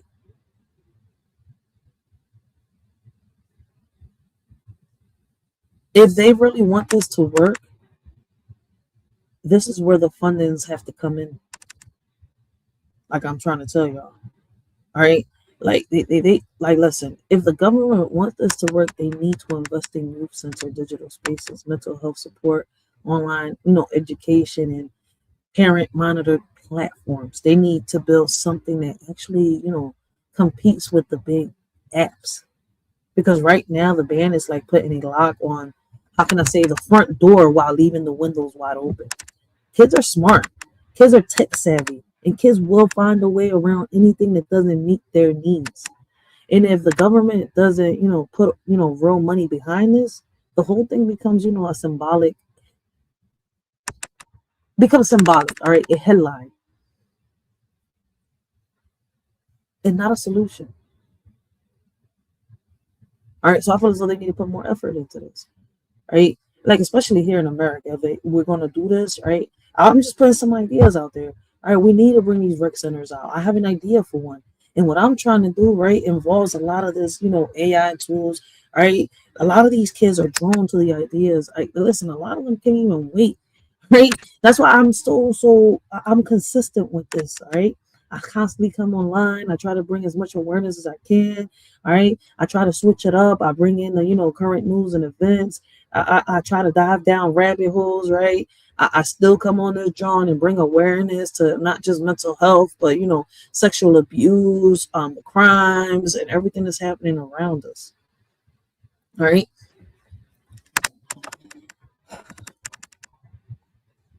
This is what I'm going to say. All right. We got to be real about this. Kids getting around the ban isn't, hypothetical. All right, it's already happening. They're using VPNs. All right, they're switching to apps that aren't banned yet. They're logging in through their parents' accounts, like I said earlier. All right, they're finding loopholes faster than the government can close them. All right, that's why banning alone will never be enough. You can't, how can I say, legislate your way out of a cultural, right, and technological, right, problem without addressing the systems, all right, the systems that created it, the algorithms, the business models, the lack of accountability, the patterns. I mean, not the patterns, the platforms, all right, that profit off of kids. They profit off of kids' attention while pretending they can't control who signs up for it. Real shit. So yeah, Australia's ban is bold, but it's not complete. What can make it complete? How? Like, it is a step, but it's not the solution. All right. It's a warning shot, but not the cure. And if other countries want to follow this path, they need to learn from, this. How can I say? They need to learn from the gaps. They need to regulate the algorithms, not just the age limits. All right. They need to build safe digital spaces, not just shut down the dangerous ones. They need to invest in kids, not just restrict them. Because if we don't give kids a better option, they'll keep finding their own. These kids are smart, man. One of them is going to be like the chosen one, like in the Matrix one of these days. Y'all keep fucking around. Anyways, my bad. All right, listen, and those options won't always be safe, right? This conversation isn't about banning kids from the internet. It's about building a digital world that doesn't, harm them in the first place, right? How can we use these digital AI tools that are good, right? And I'm not going to say they're all good, all right? But listen, you could do a lot with them, all right? I use my little fucking Gemini. My bad. I didn't mean to curse. I use my Gemini, all right? And I use it to build logos, all right? To design different things, all right? To make titles and thumbnails, all right? Those are real shit. So it's kind of like, it's beneficial in certain things for work. So it's like when we was watching one of the videos earlier and they were saying, well, we need to have a license for people to use AI. Well, no, y'all need to build better AIs and stuff, because we know that the people that, are building these things still have control. All right. And me personally, I feel like sometimes AI kind of violates, but I'm not for sure. So I can't even really say it, but I'm going to still put it out there. All right. But this is what we need to be doing, in my opinion. How can we use, all right, what's happening right now, bring in the old school, intertwine the two, combine the two? It will listen, it will work. I've shown it plenty of times. Hey, but people don't want to listen. Let's continue. And that it is about a broader safety of the overall platform, but the whole ban was about getting kids off it, and this suggests it has been working. Well, not in the circles that I'm in, and I've got 4 teenagers in the house, and they've all got their friends coming around, and it's had next to no effect in terms of who's on it and who's off it. pretty much they're all still on it. Whether we believe that figure or not, it's just about the responsibility moving. The responsibility is not on kids, it's not on parents, it's on the companies themselves, right? Yeah, I think that's absolutely true. Of course, that's true. It's a big deal. So I guess we have to question those figures. 330,000 is a substantial number. And so, yes, we need to see more data. Yeah. Okay. Well, Aussies have had their say on 3 levels of government, with most favouring local councils. 56% of those surveyed rated local councils as good. State government's only getting 46% approval. Federal government, Barnaby, 39%. What do you think of this, Barnaby? It seems that you can't win, though, because while they preferred local councils over everyone, they also said that they would be most likely to scrap it of the 3 tiers of government. What do you make of this? I think we've got 3 tiers of government. We're over government because you'll have a federal health minister, a state health minister, and local health officers. And to make themselves relevant, if they don't have money, they do it by regulation, by coming up with new laws that prove their relevance. And I do believe that we have to get rid of one tier of government. I would suggest that maybe people should look at getting with the states and have larger local government authorities that have the power to implement laws that are pertinent to the people of that area. See, we live in a state where basically it's the state of Sydney, it's not the state of New South Wales. And one of the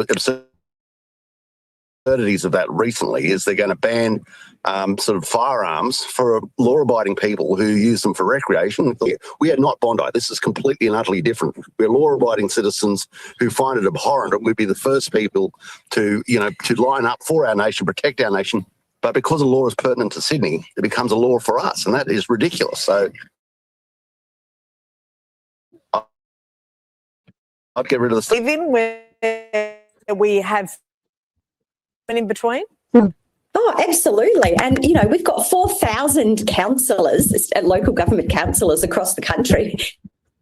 Surely that's too many. When I agree with Barnaby, when you add in the states and the federal as well. But this is really fascinating because it shows that 39% of people support the federal government, 36% are happy with the states, but a whopping 56% actually support councillors, although funnily enough, they say they would be the first ones to get rid of if the crunch really came. So do people want to collect their own bins? I don't think so. But I think the point is that a lot of the local councils, as Barnaby was saying, just sort of are beyond their remit. They're trying to tell us, how environmentally conscious we should be, or, what pronouns we should be using, and kind of well beyond the basics of, rates, roads and rubbish. Yeah. All right.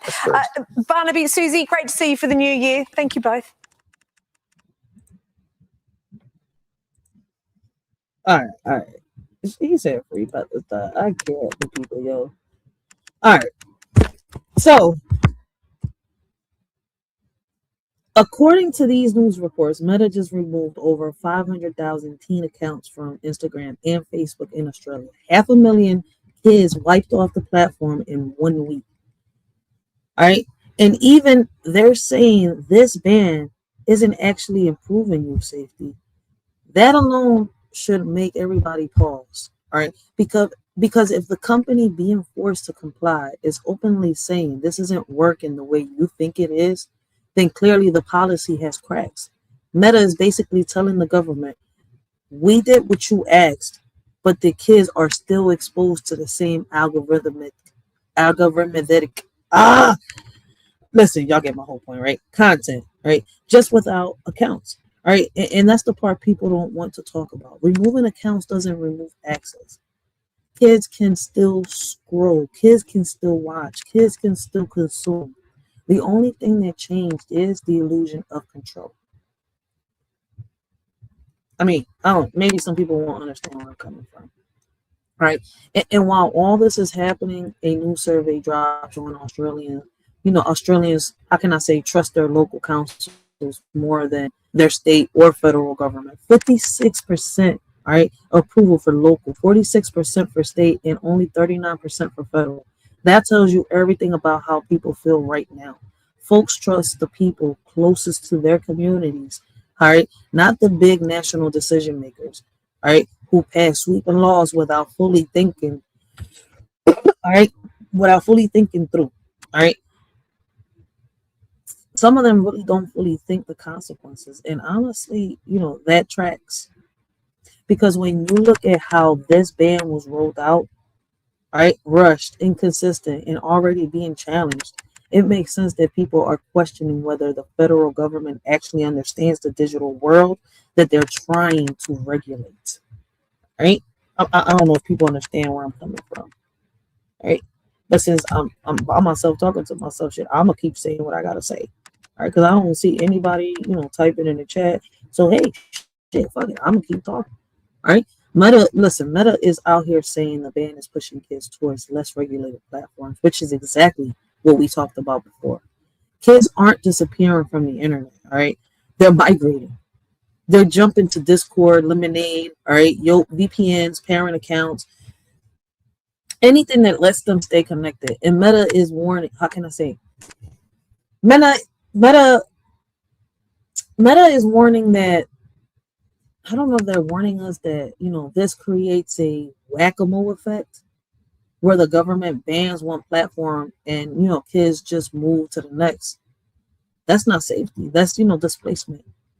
And displacement without protection is dangerous, right? It's like shutting down one street corner and acting shocked when the kids walk, to the next one. They got 2 legs. They gonna walk. What y'all think? Like, and here's where, the political, how can I say, commentators come in, right? Because they're debating not just the ban, but whether Australia should even keep, its trees, tires. How can I say? I say trees. Lord have mercy. See, I had to think about that one. I had to slow down for a second. They're thinking about if they should even keep its 3 tiers of government, right? That's how deep this conversation is going. People are asking whether the federal government is overreaching, whether state governments are, ineffective, and whether local councils should have more power since, they're the ones people trust the most. And honestly, when you see, a federal policy that removes 500,000 accounts, but doesn't actually fix the underlying issue, safety issues at that, you can, understand why people are questioning the structure itself, right?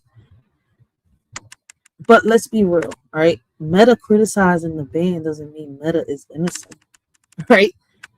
They're not doing this out of concern for kids, right? They're doing it because this ban hurts their numbers, their engagement, and their revenue.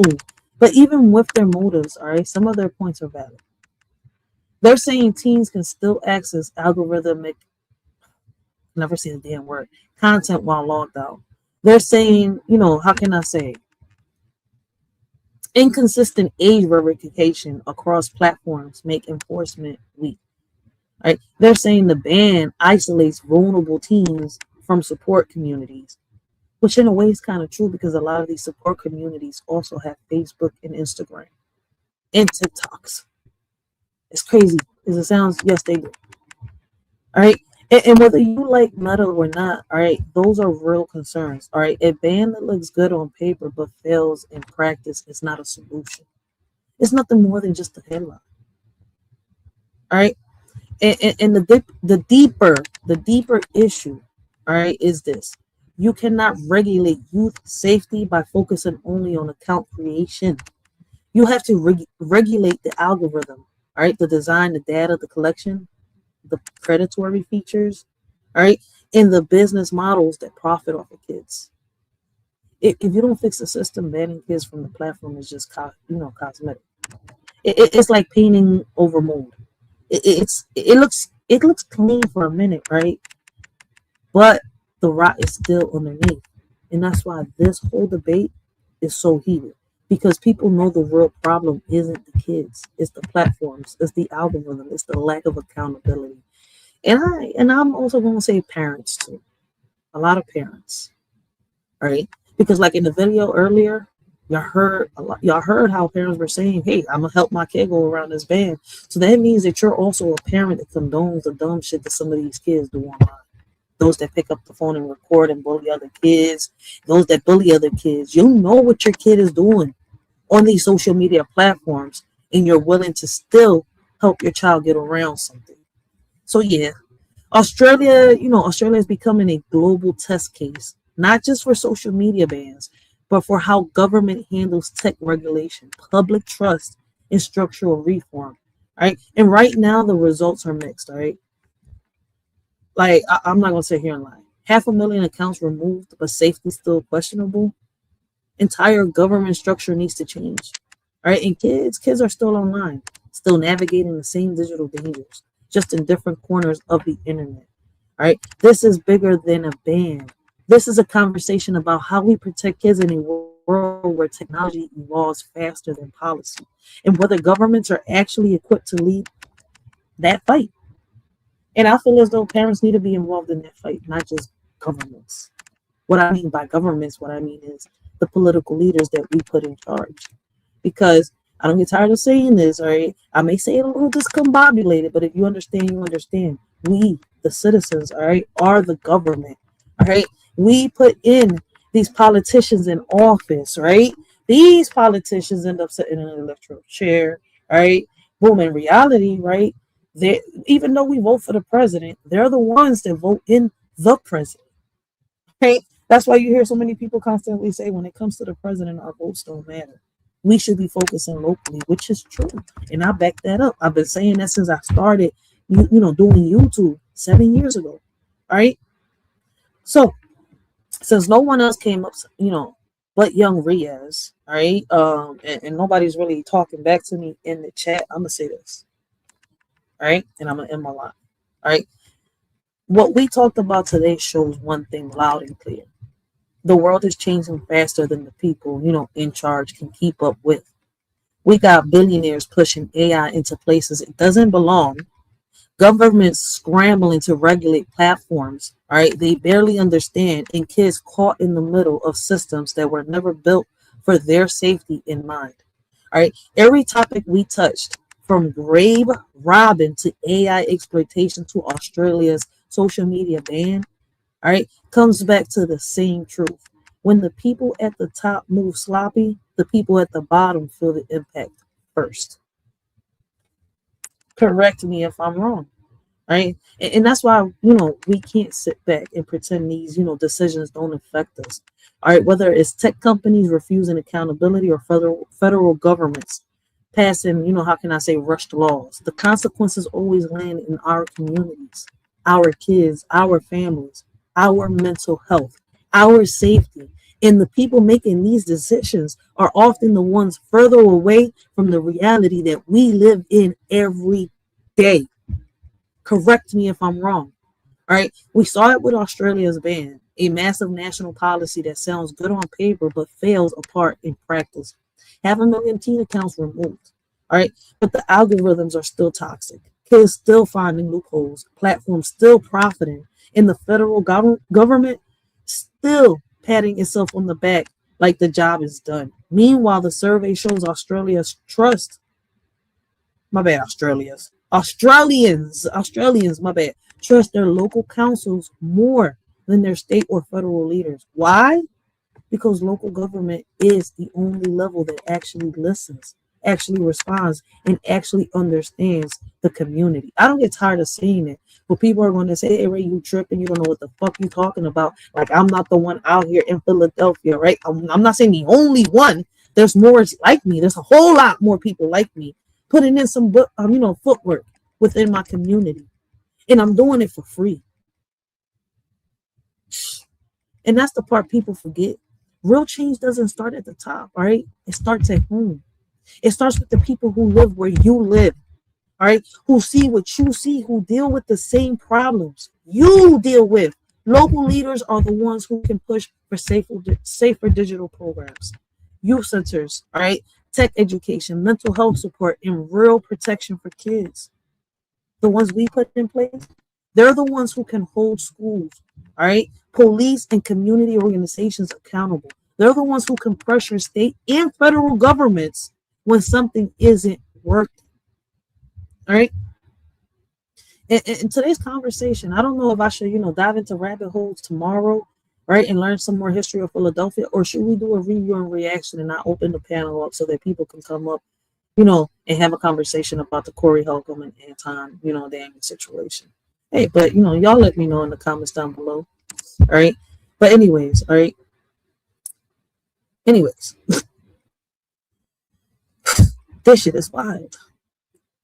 We could debate all day. All right. We could debate bans. We can debate tech companies.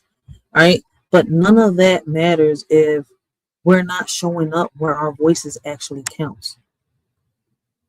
Because the truth is, federal politics is loud, but local politics is where your life, gets shaped.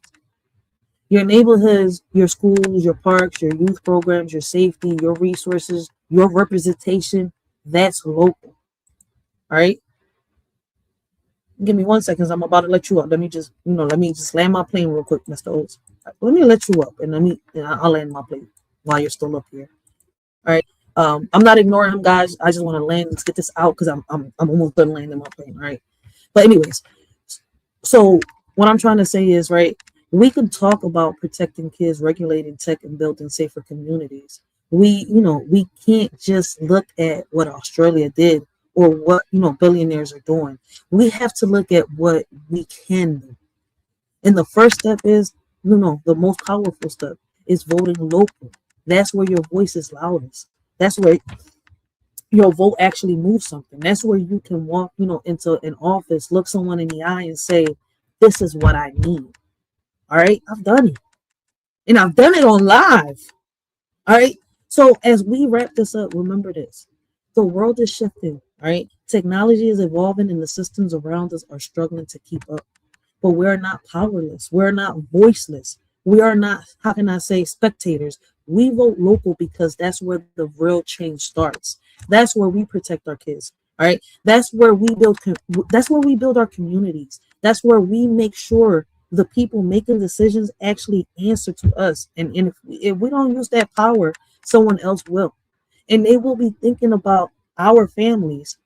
I mean, my bad. You can tell I'm tired of this shit. They won't be thinking about our families, right? When they do that. So think about that. Just a little food for thought. Blessings, Mr. Oates. How you doing today?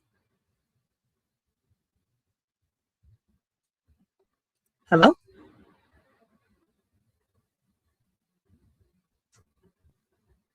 Oh shit, we Unlock Nation in the building. Shout out to We Unlock Nation, man. Go check out We Unlock Nation. All right.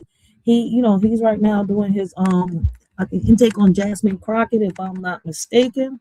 All right. He's got a good input on Jasmine Crockett. Y'all know how I feel, but I like his input. I'm not gonna sit here and lie. All right. So make sure y'all go check him out. Shout outs to him. I appreciate the super chat. All right. Shout out to We Unlock Nation. All right, for sponsoring towards the end of our live. I appreciate him. But Mr. Oates, how you doing today?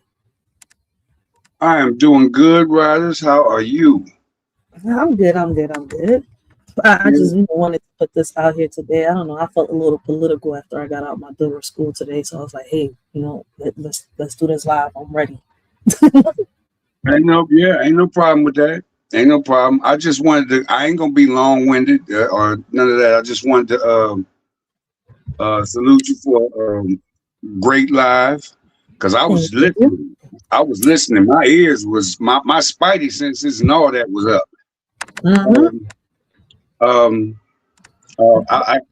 I think I heard you ask about what your next live should be, or what you should talk about next, or something along those lines. Yeah, because I got to set it up for Sunday, tomorrow night. Tomorrow is Saturday, right? Yeah, Saturday night or Friday, Sunday night, Sunday morning. I definitely want to hear. See, you gave. It's like you can continue on in this direction, but I definitely want to hear or see you talk about that history of Philadelphia some more. Definitely. So I'll definitely do that. Yep, I'll definitely dive down the rabbit hole. That's gonna be my next live. Right. The Anton Daniels and Corey Holcomb thing. Yeah. Yes, you can speak on that. Right now, everybody, it seems like everybody. I know, that's why I haven't really spoken on it. It's like Yeah, everybody's already yeah. got their input, and I don't want it to go left. Right. So, but you don't. There's a whole lot to be uncovered, because you can take the actual podcast. You can take that actual confrontation, or not confrontation, but that actual as far as the 5150 show, that you can take that and respond to it. But there's been responses after that we could also respond to. So There's you a whole. suggesting do what I was thinking in the first place, give it some time and then bring it back up. Yeah, you can definitely bring it back up and see, okay, this is what happened here. Watch what happened here. Forget, everybody wants to concentrate on, oh, it was almost a fight. No, that's not what I was focusing on, because it almost turned for a fight because of what was said in reality. Exactly. Now, you talk about that you can speak about so many things. You can look at how Corey, where his conversation was. You can look at Anton Daniels, his where his conversation was. You can look at the responses from both of them. You can look at, all of that. You can look at all. They was both wrong, even though they had both good talking points. That's why I was like, damn, should I, like, because people was asking me, but I've been holding on to it. I'm not going to sit here and lie. Like, I've been knew about it. I've been listening to everybody, but it's like, this is more important. I want to talk about this. Like the and it was crazy. It goes hand in hand with that, what happened between Corey Holcomb and Anton Daniels. And it's crazy, like, damn, all right, we talking about it now, right? Listen to what I was saying earlier, because it's something that Anton Daniels said, and it kind of like didn't fit in right with Corey Holcomb. Even though I fucks with Corey, I love Corey Holcomb. All right. I didn't agree with what he was saying, because I feel as though that locally is where we have our voice, but too many people are focused on federal, where we don't have a voice at right now. You see where I'm coming from? It's tears to this shit. We are the government. The citizens are the government. We vote for these politicians to sit in the electoral chair. These politicians sit in the electoral chair. They watch us. They see, okay, movements like this, but in reality, we already know who we want to put in office.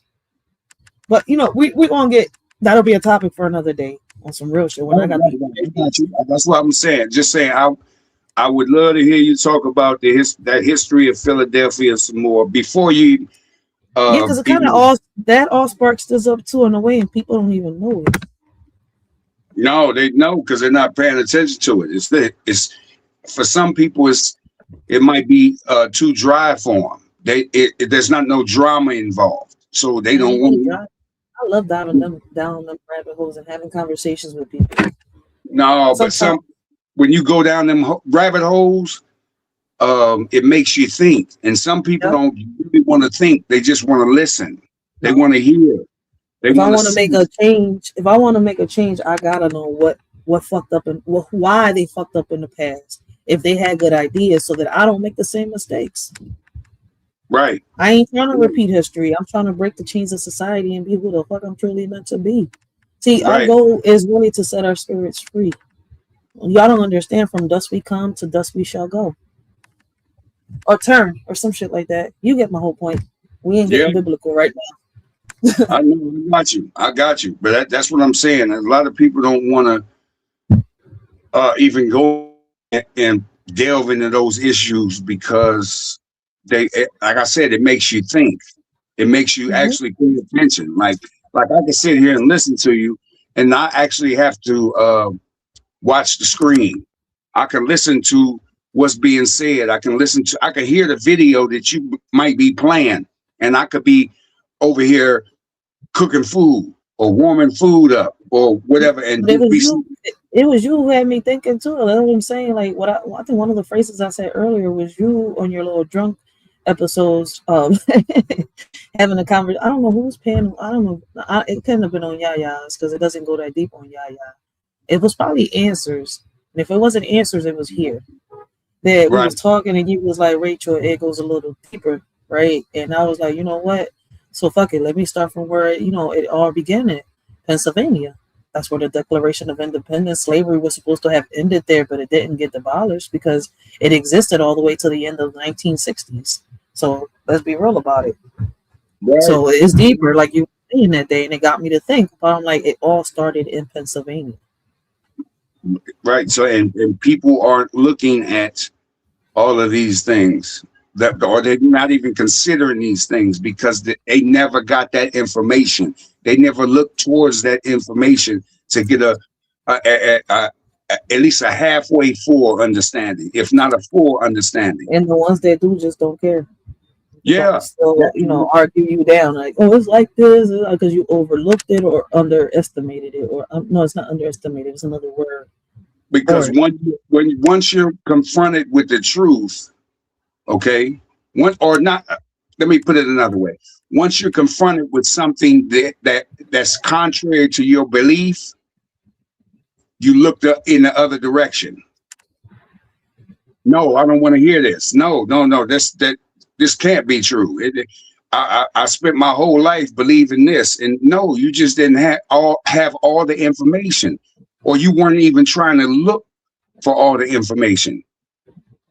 You weren't trying to see whether or not, if I believe the sky is blue, or the sky is gray, or the sky is yellow, and you show me it's another color, I don't want to believe that. No, all I see is blue skies. All I see is gray skies or yellow sky. No, you don't. We have to. Oh my goodness, we have to push against that. It's like you take one thing, it sounds good to you, and you ride with it. And the moment someone comes along who presents information that's contrary to what you believe, you resist it. Thanks. You might not resist the person, but you're gonna resist the information. So you're not gonna go looking for anything else because and you might put labels on the people who are bringing the information, the messengers.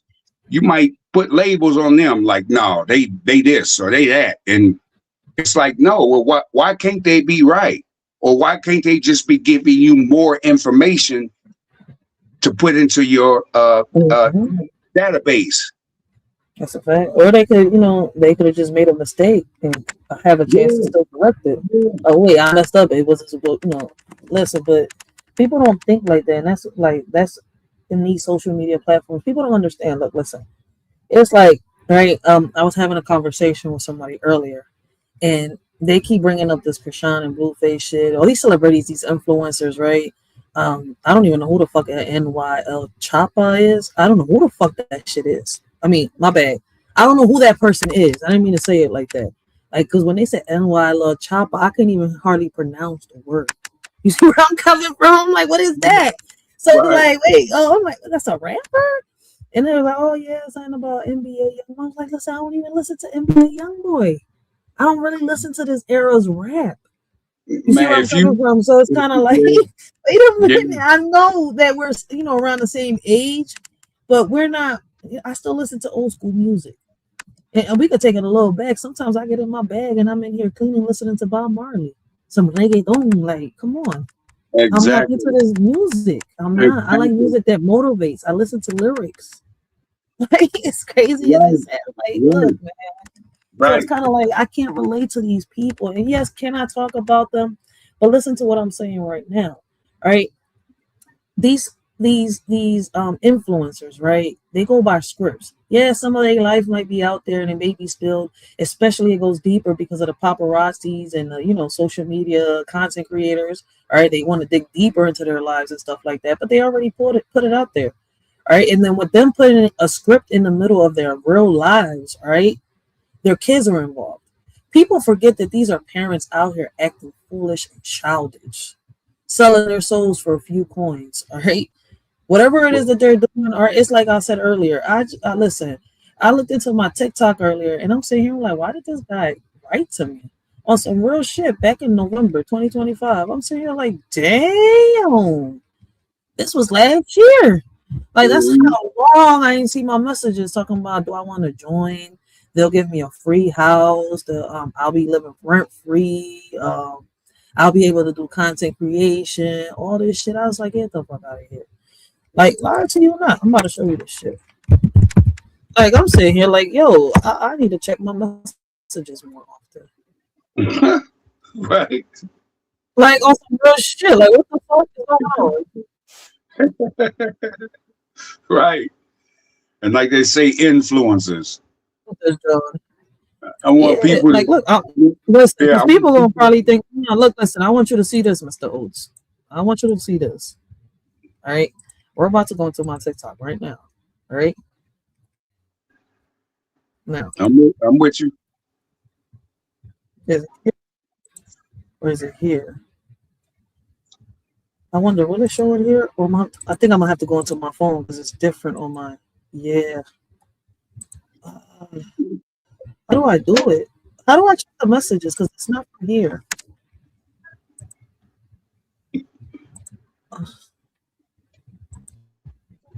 Why won't it let me check the messages here? See, my TikTok is different on here. So yep, I'm gonna have to wait for my phone. So I'm gonna do it. I'm gonna do it on my next live. All But I right. gotta show you my message.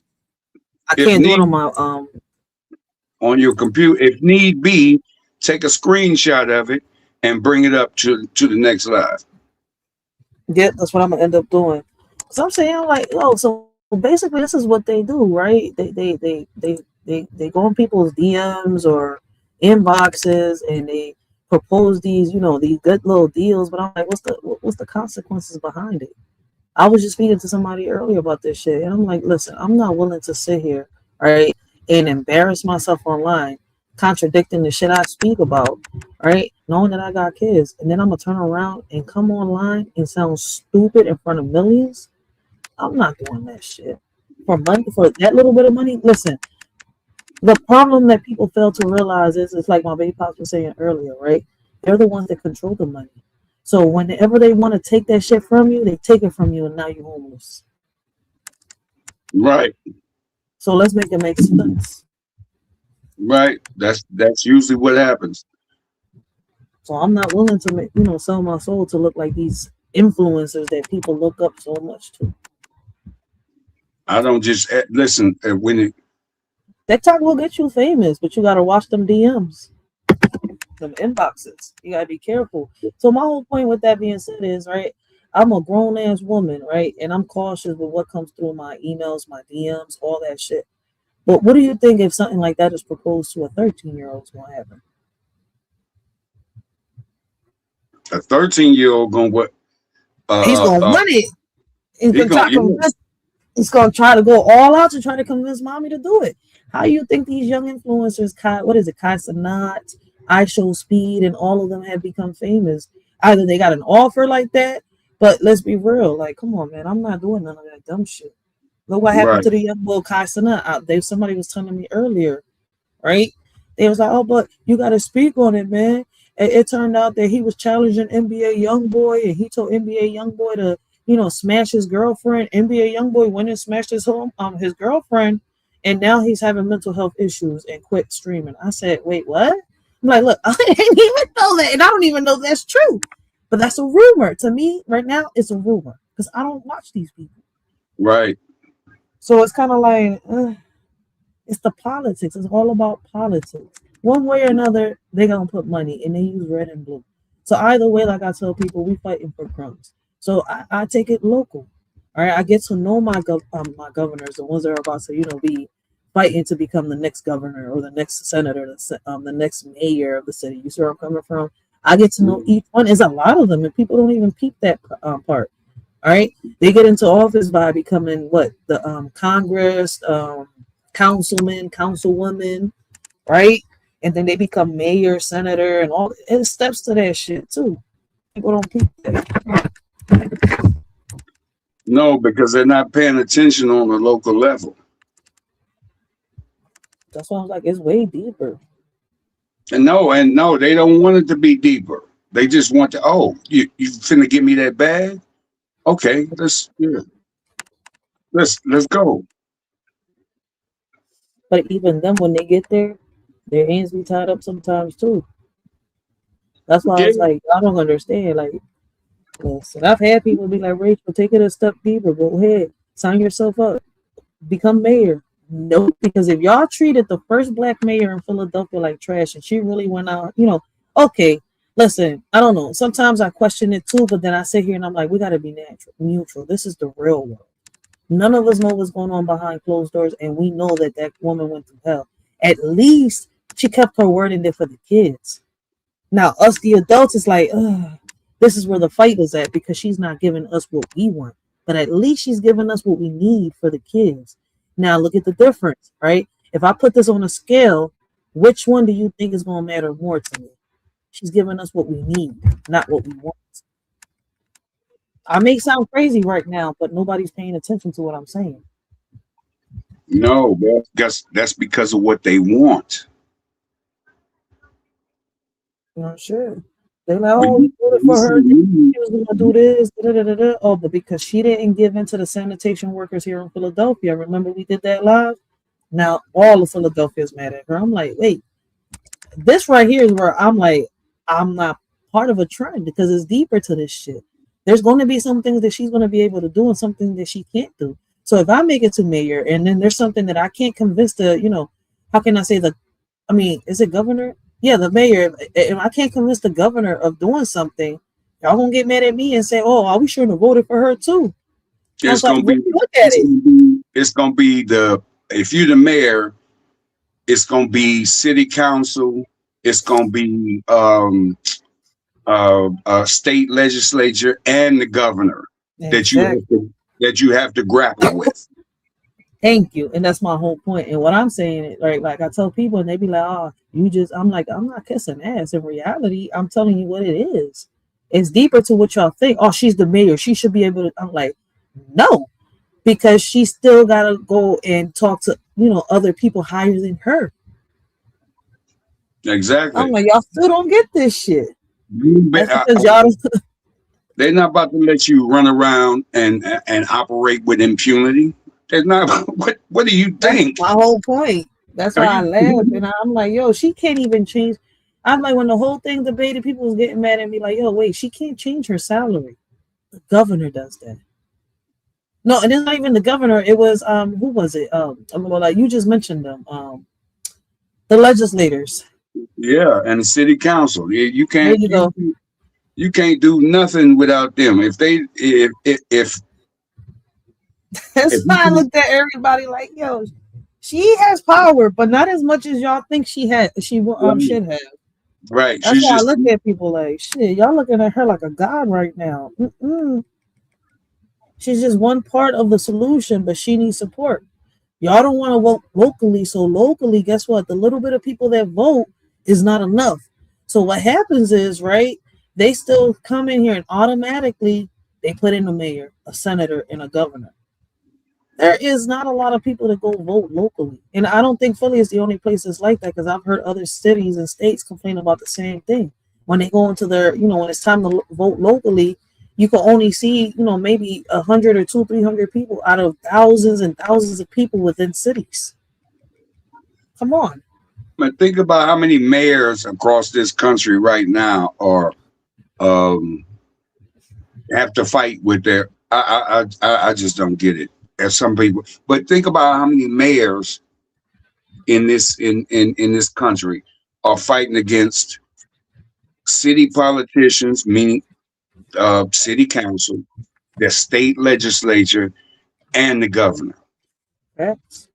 Think about that, and you don't care about that because it doesn't line up with the agenda that you believe to be worthy of fighting for. Mm-hmm. You allow, and it goes like both ways. I mean, it's like I say both sides. That's why sometimes I've said it a few times. That's why we'll never be a United States. Facts. And they say independence, like this, like I get it, but in reality, there's no independence when we depend on each other. Right. So if you sitting here fighting against, and think about how many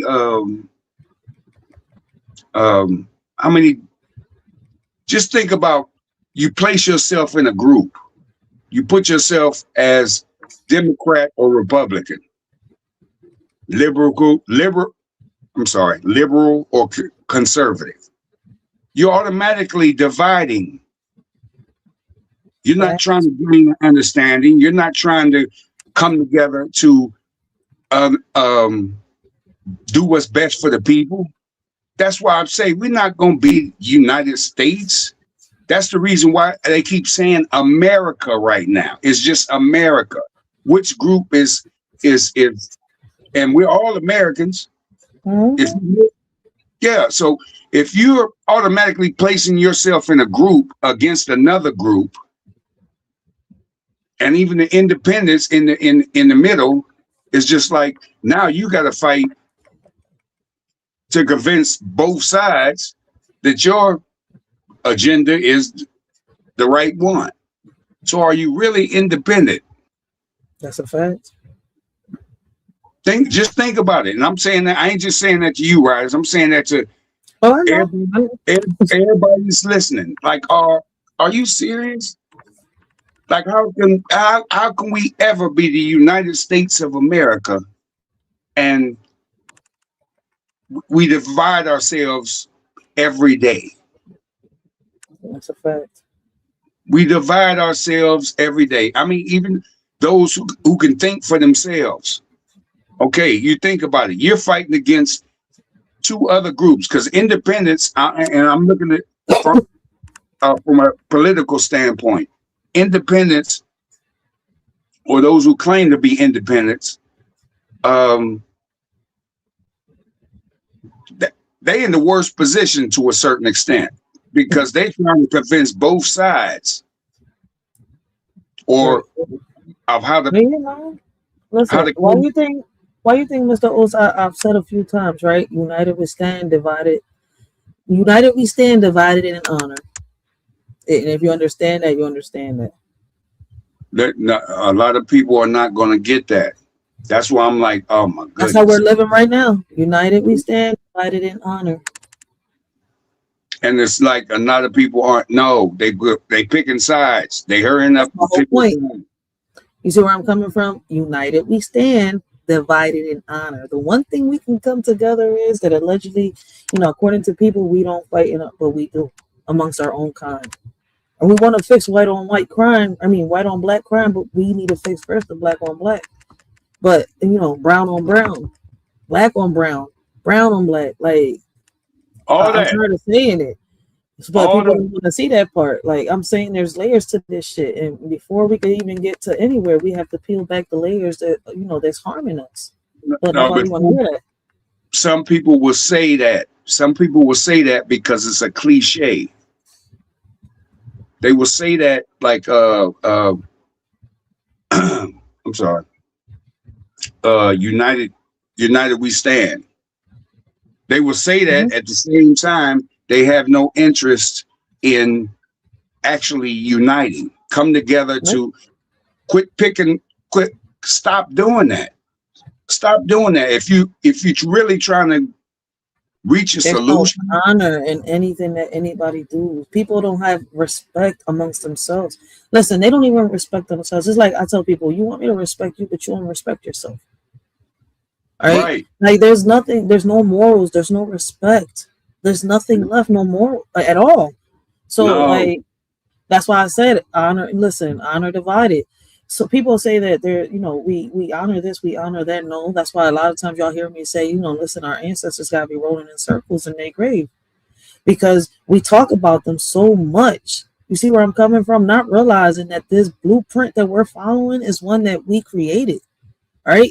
And listen, I understand where a lot of people's going to say, oh, well, we didn't know. But once we knew, what happened? I mean, am I asking the right questions now? So once we knew, what the fuck happened? Why are we still doing certain shit? We know, but we still going back to the bullshit. And some people will act like that's what's that that's cognitive dissonance. Once you actually know, some of them don't actually know. They're just looking out for their own individual or personal interests. Facts. If that makes sense, they're just looking out for what they believe to be true, and what better serves them. They're not looking to actually make bring about solutions. They're not. So recognize when you pick a group or pick a side or something like, no, it's just like if picking a side is saying my way is better than yours. You should do this, and the other side is saying no, you should do this. And it's like you're never gonna get to a solution.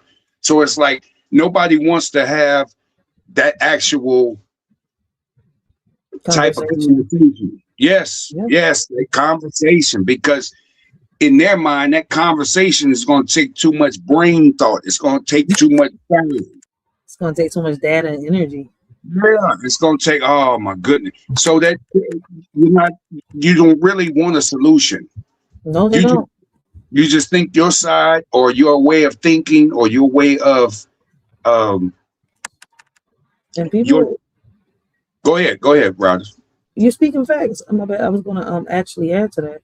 People on these platforms don't even peep that we're nothing more than guinea pigs. We're showing them that, and that's why they don't want to fix the algorithms, right? And this is going to touch on a little bit on why, the ban from Australia could work, but it doesn't work because it's only a band-aid. Because we're not getting to the root of the problem. We're pinpointing fingers, saying, "Oh well, kids are the only problem." All right. Well, in reality, no, they're not. Everybody has a part in this. All right, because nobody is playing their roles. All right, and when I say that, please do not take this biblical, guys. All right, we all have a role to play in this shit, whether you want to take it biblical, spiritual realm, or however y'all want to take it. Okay, we all have a role to play. When you parent, you're supposed to parent to rear your child, but a lot of people don't know about that yet. All right, shout out to the Word for putting that out there. All right, and he made me dive down rabbit holes to understand the meaning of it. Which I was already doing it without knowing it. You see my point? But a lot of us don't even know it. All right. But a lot of people confuse, right? Control and manipulation, right? For education, protection, nurturing. No. There's a big difference. All right. Trying to control your child and letting your child be who they're supposed to be. Manipulating your child, exploiting your child. You see where I'm like, man, we've talked about this before. And that's why these conversations are needed at the end of the day, all right? Like, I don't mind opening panels if people want to take this job serious, because at the end of the day, I do talk to these politicians. I do have a voice out here, all right? I'm just not, how can I say it, all out there with it, trying to, use it to gain some shit to my advantage, because that's not why I'm doing this. I really want to help the kids. My kids are out here walking these streets, and they're not walking them alone. Right. That's my point. That's why earlier on my kids, when I went to this parent teacher conference, I was like, hey, listen, y'all want to do this? Y'all want more parents to come? Let me record. I do podcasting. I could upload these videos on Facebook, Instagram, TikTok, and on YouTube. Right. I was like, we're not recording kids. These are all adults having conversations of what we could, do to help these kids in our schools. So let's be real about this shit. Certain shit like, my bad. Go ahead. You're gonna disturb the groove. That's what I'm saying. Oh, no, they agreed. They agreed with me. Yeah. See, this school wants to make a change, so I'm not even mad. And guess what? We're diverse. Is a school mixed in with Puerto Rican kids, Black kids, Dominican kids? There's not a lot of white kids in there, but there's some. Damn. Right. I'm not trying to make it sound so racist, but it's true. It's a mixture of Black and Puerto Rican kids, mostly Dominican kids in that school. So it's crazy. So it's like, come on, man. Like, people are too worried about the wrong shit. We're not in the 70s, all right? It's like people over here saying that Bloods and Crips are still at war, like if they didn't make a truce years ago. Don't tell me, get me the lie and tell you when did they do the truce. I just know about it, all right? Because I pay attention and I listen. All right, so they're not really at war. We're not in the fucking 70s, guys. But anyways, like, some of us just really need to do our research in our history. All right. We're gonna talk a little bit more about this tomorrow when we do the diving down the rabbit hole, because it's still it relates. We're gonna be talking about politics. We're gonna be talking about how everything started. All right, that's why we're diving down the history of Pennsylvania, Philadelphia, all right, and more. So it's not. Listen, we're not gonna stop there. We have gone down so many rabbit holes, all right? We've talked about the Taino rules, the Moorish roots, right? We've talked about different ethnicities, cultures, right? And things like that here on this podcast, right? And I like when y'all come and y'all talk and y'all give y'all perspectives, because some of y'all can call out the bullshit, right? Of what, has been, how can I say, put out there, right? And bring in the reality of what shit really is, because what your story is. You should know at least. Some people don't. All right. So we got to be real about that. I don't want people to be like, oh, no. It's just that sometimes it's like hard to really say everything. All right. Because we're on the live. We know that at one point we got to end this joint. So I got to pick my words wisely too. But I don't want to confuse y'all. All right. So we've talked about so many things, but I want to get started on how all of this started, like Mr. Oates said one day, right? He's like, it all really started at one point. He's like, slavery, really never really ended when they said it ended. He said something like that with his drunken self, all right? Him and his holy water. But I understood him, all right? If he stopped with the no, and get his whole plane landed, sometimes sounding like answer over here, I can get the message on time. Yeah, that plane don't never land. At least you land yours in between a couple stop, and nose, and nose. I mean, at least over here you do. Everywhere else is that. Listen, right. Going into that before I end my life, Mr. Oates, make me one promise. Stop going up on panels when they're calling you, please. All right, stop doing that. Having people tell you. I'm gonna say this. No, I don't want an explanation. I'm just saying, because I understand. I'm not gonna go off into. I'm not gonna go off. I told you earlier when I was in the gym. I'm like, I hear what you say. I missed that. No, I told you in the chat. I typed in the chat. I hear you, riders. Okay, and when I said I hear you, I really hear you. So it was like a lot of people stop answering all them questions. You done said what you said. The same thing. You're not changing nothing. Your stance hasn't changed, so it's kind of like you don't need to say nothing more, Mr. Oates. No, I get you. Now, this is what I will say, and you can go ahead and end your live with this one. All right, all right. I'm trying to figure out a way to actually address all because that's the only reason why I ain't went on nobody's panel even talking about it no more. Okay, I'm trying to find a way to actually, the only way that would work is if you had your own channel. Exactly. So everybody's trying to pull you here and pull you there. It's kind of like it's gonna put you in a spot where you want to be. I'm going there. I'm not going there. I feel as though one of these days, like the Mr. O's gonna say, "Shut the fuck up," and I don't want you to get to that point. Yeah, it may come to that, but it's gonna be. I'm gonna give one response to this, or to all that's being said, all the directions I'm trying to be pulled in. I'm gonna figure out one way to address that individually without nobody else coming up having a Nightline NBC interview and all that. I'm trying to do that. Okay, I'm trying to figure that out. But I'm gonna address it. I'm gonna address the issues one. Just period. And just period. And then I'm gonna leave it alone. Just like I don't want. No. I'm not gonna come up and I'm not gonna come over here and ask no whole bunch of questions. I'm not gonna come up here and have you give false narratives and lie on my name. I'm not gonna do none of that. So that's why I was thinking. I'm thinking about making just one video and posting it on the return of Mr. Oates. Yeah, I mean that's the best thing to do because it's kind of like people not understanding your stance, and it's like all narratives are being created. No, And it's like, they understand my stance. They just want to argue. They want to cuss and fight and over talk and go back and forth. No, I'm not doing that. I'm not doing that. And that's part of me developing a little more discipline. No, I'm not going to do that. I'm going to speak on it one more time, probably. And it's a wrap. yeah, because I'm like, it was weird. I've never heard nobody call your David till this past week. I was like, what the fuck? Listen, I've been shocked this answer is that. I'm even more shocked now that I thought it would have stopped when you said what you said, but I'm like, people are still calling you out. What the fuck? Everywhere.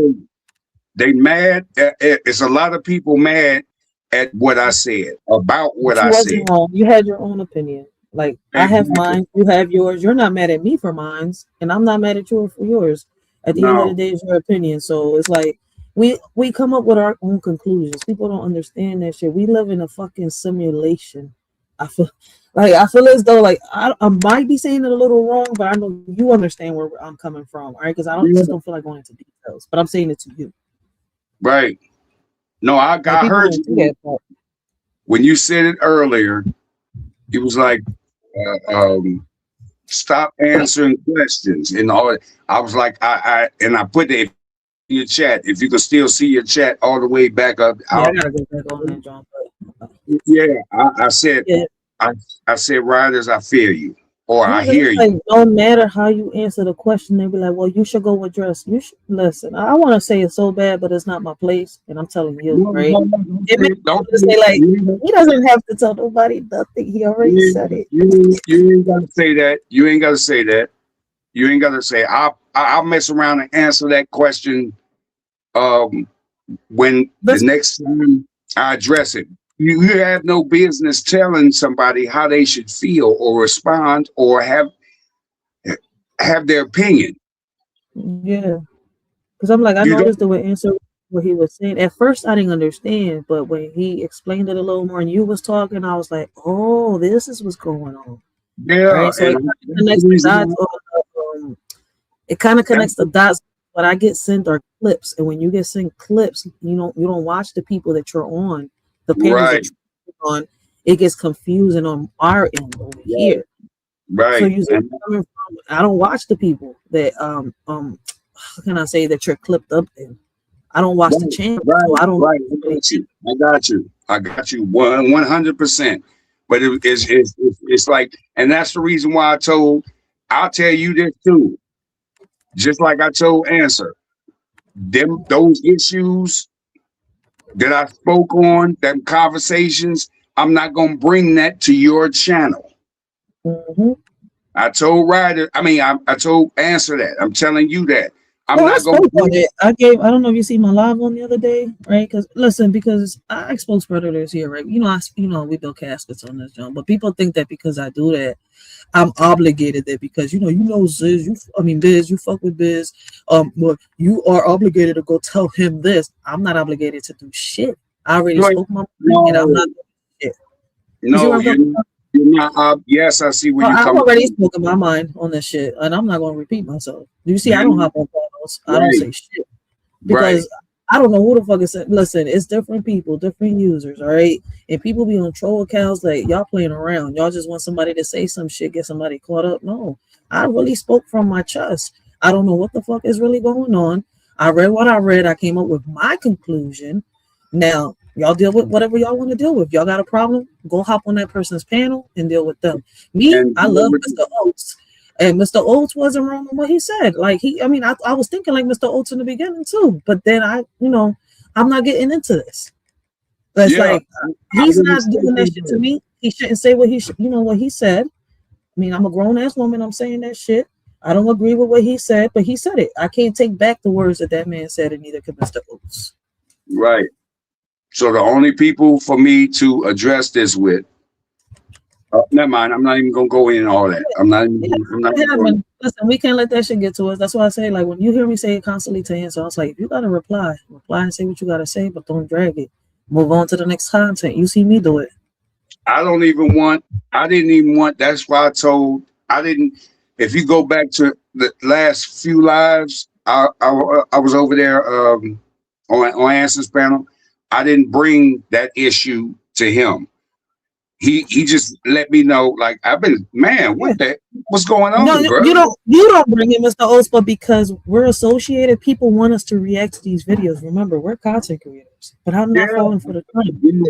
I get it. I get it 100%. But that's why I said I'm not bringing. That's why if I have a thought, I'm not climbing on no one's panel. I'm going to. I'm like, Mr. Oates down there. I was like, hey, Mr. Oates, let me just say this real quick. You see where I'm coming from?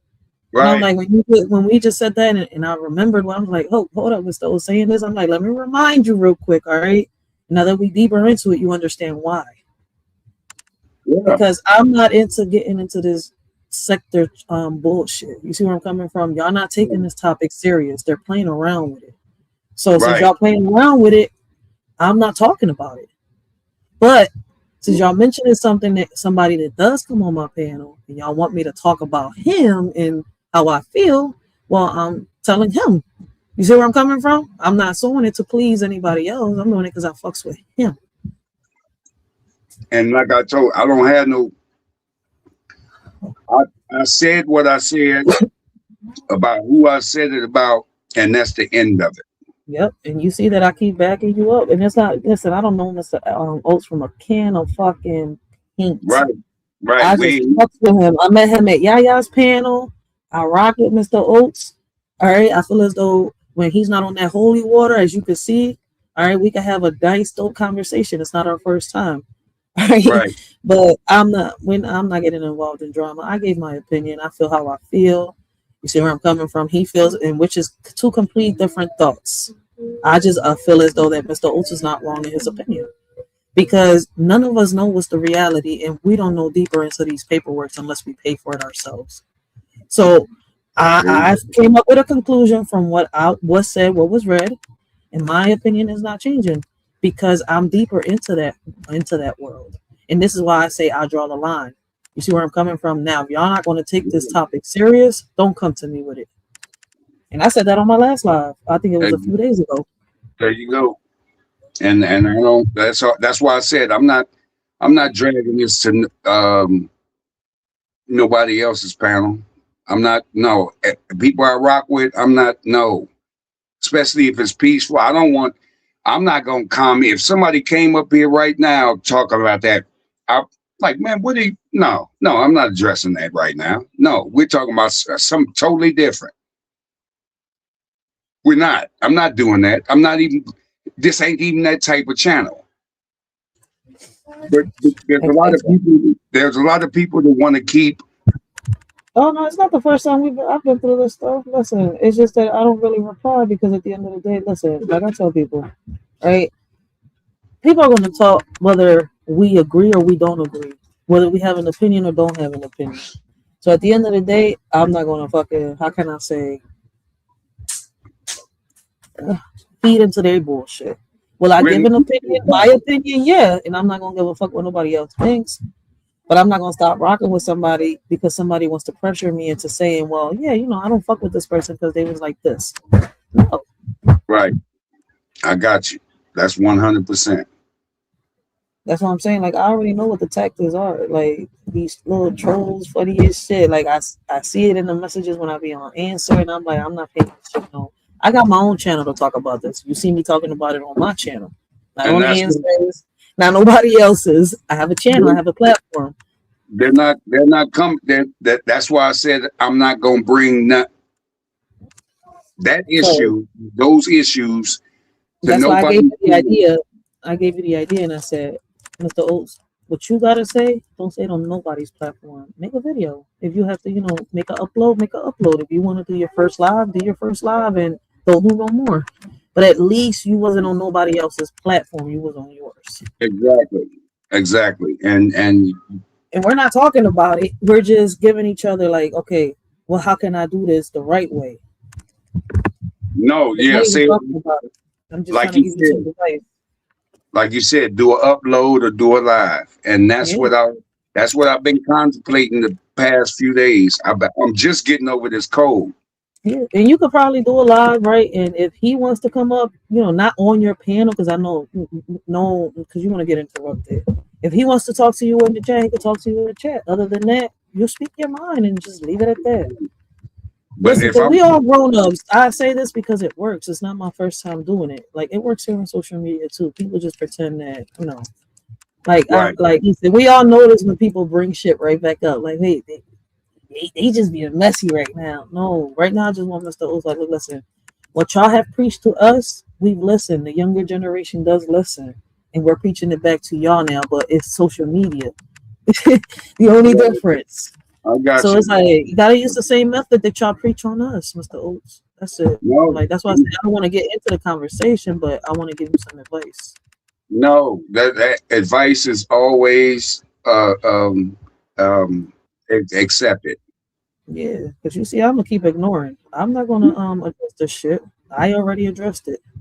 Yeah, criticism, advice. Go ahead and give it to them. I mean, that's I can. You ain't do nothing wrong. If that's how you feel, can't nobody change that shit. That's why I'm saying it. Like, man, fuck everybody. Do your live and you know, address what you gotta address because I know you're gonna keep hopping on panels, right? And what I'm saying is if you're gonna do that, just address what you're gonna address on your live. No, you know where I'll be at. Yeah. You can pretty much guarantee. I know where you be at. What I'm saying what I'm saying is right. Just address it. Leave it like that way.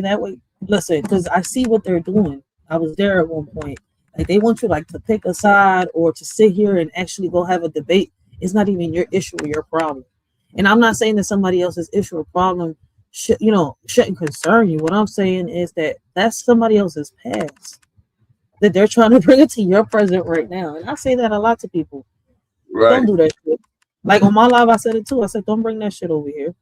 But I just wanted to give you that advice because I know what you're about to say. I used to say the same shit. But I had a channel back then. There's a difference between you and me. You're not a content creator, and I wish people understood that. Right. So I got you, Ryder. Go ahead, Ryder. I'm gonna say two things, okay? I'm listening, OG. First thing is this, okay? I've said all I'm really say on that topic or in that direction. Okay, so now we get past that. Now the second thing I'm gonna say, it might sound it's gonna probably sound silly. Why does it sound like you working in an AT&T customer service center? Because I gotta get a new headset. When I get a new headset, I'm gonna sound better. Maybe, hopefully. No. I'm not talking about your headset. I can hear you clearly. It sounds like you over there just typing in information on the computer. Oh, because as I'm talking, I'm researching at the same time and looking at notes. That's the silly part. I'm like, all I hear is hitting keys. I'm like, that's yeah, Mr. Oates, and yeah, you right. No, Mr. Oates, I'm just saying this, Mr. Oates. I'm like, man, what is she over there typing? I'm researching different stuff. I ain't mad at you. I don't like just to talk. I like to look up, I like to research. Okay. And see, that shows you can multitask. Some of y'all can take learn a lesson from or pay attention to this from riders. They're talking and typing at the same time. Yeah, because I got questions. So I got my little AI over here. See, I got my Gemini on my computer, too, not just on my phone. As we're talking, I'm asking it questions and it's answering my questions. And that way I'm able to give y'all a conversation back because nobody's talking to me in the chat. So, hey, I'm like, hey, fuck it. Like, y'all not giving me pushback or feedback or, let's cap that bullshit. I was like, hey, let me back up my own shit. Like, wait a minute. Right, I got you. So but I gotta do my own research. Like I just can't. I know I said I wasn't gonna be long with it. That's why I said first. Go ahead. You said you was about to end your live. Continue doing your research and your building, because I know you over there working on your own channel. We're about to do the Philadelphia. We're about to dive down rabbit holes tomorrow night. So yeah, we're going. All right, tomorrow night. What time you going on down the rabbit holes? Like around 8 o'clock, maybe 9 o'clock. And you're in Philly. Oh yeah, so that's Eastern Standard Time. Okay. So you So said we got the same time. okay, yeah. 8 yeah, so around 8 o'clock. I'll be over here to holler at you. Okay. Go ahead and do what you do, bro. I mean, sis, I'm sorry. Damn. I'm dead, Mr. Oates. That's my That's because fault. you're so used to being on answer panel, me over there. My fault. Yeah, you probably right. You probably right. But sis, do your thing. I'm gonna go ahead and drop down, conclude, or do. If you continue the live, go ahead. I'll mess around. And come back. I'll mess around and come back up here. Remember, I gave my final thoughts when you hopped in, and then we continue to talk. Right. That's why I'm saying go ahead. I said pretty much all I had to say. I just wanted you to. I really wanted you to do that. That's why I said tomorrow I'm gonna do the live, and I'm gonna drop the link like when I'm an hour within the live, because the problem with me is I don't like getting interrupted while I'm talking, and people do that a lot. So I get cut off a lot, and I get thrown off, and then I jump into another topic. So I'm like, people don't even peep that I do that. So I was like, I peep it when I have to edit a video, and I'm like, what the fuck am I talking about? I got you. But so I'll definitely be over here to see you tomorrow. Salute to you and yours. Same to you. Yeah, and I will see you tomorrow. All right, bet. Shout out to Mr. Oates, man. I appreciate Mr. Oates. Listen, guys, man. It's so much going on. All right. I've been trying to, bring, how can I say, topics that we can actually do something about, all right, when it comes to this channel. When I can, I try to, drop the link, all right. I don't want to let everybody up that I don't know, right? But if you're in the chat, we're having a decent conversation, and I've dropped the link, and the conversation between me and you in the chat is good, I'll let you up on the panel. But if it's somebody that just pops up and stuff like that, man, I don't do that, all right? Like it took me a minute to even start dropping links, all right? Shout out to the Word and Make the Great, because in the beginning, listen, I wasn't dropping shit because of the way people was on these YouTube platforms. Like it got a little, it got a little shady here on YouTube a little while ago. All right. So I had to figure out ways on how I was going to start doing my lives. All right. From the podcast to the streams. All right. Because what I did was combine podcasting and streaming together. All right. I'm not going to sit here and lie. I'm not into that streaming where I'm online all day. All right. Showing my personal life, going from restaurant to restaurant, arguing with people, or, sitting here trying to figure out what we're going to talk about. No, man. If it's beneficial, the conversation, then I'll bring it online, like today. All right. Like it's been a little while since I've gone live. All right. I think the other day was when I went live, right? A couple of days. Even before that, all right. It took a couple of days before I went live. But I feel as though, like, what's the point of coming online with nothing to talk? All right. Now, if I have something to talk about, all right. Shout out to Selena, she was just saying the same shit. All right. And I think I said this, a few weeks ago, I was saying it before I started going less live, right? It's like sometimes what's the point when, going live and repeating the same shit over and over and over again? Like, so unless I have something, that's going to draw the conversation or, bring a solution to the table, I'm not going to go live. What's the point? All right. So I feel as though that today's topic is something that, we need to talk about. I don't know how many more people on YouTube are talking about it, but, it is something that started off in Australia. All right. And it's sparking up conversations in different places. All right. So if you haven't heard it, if you haven't talked about it, right, you heard it today. All right.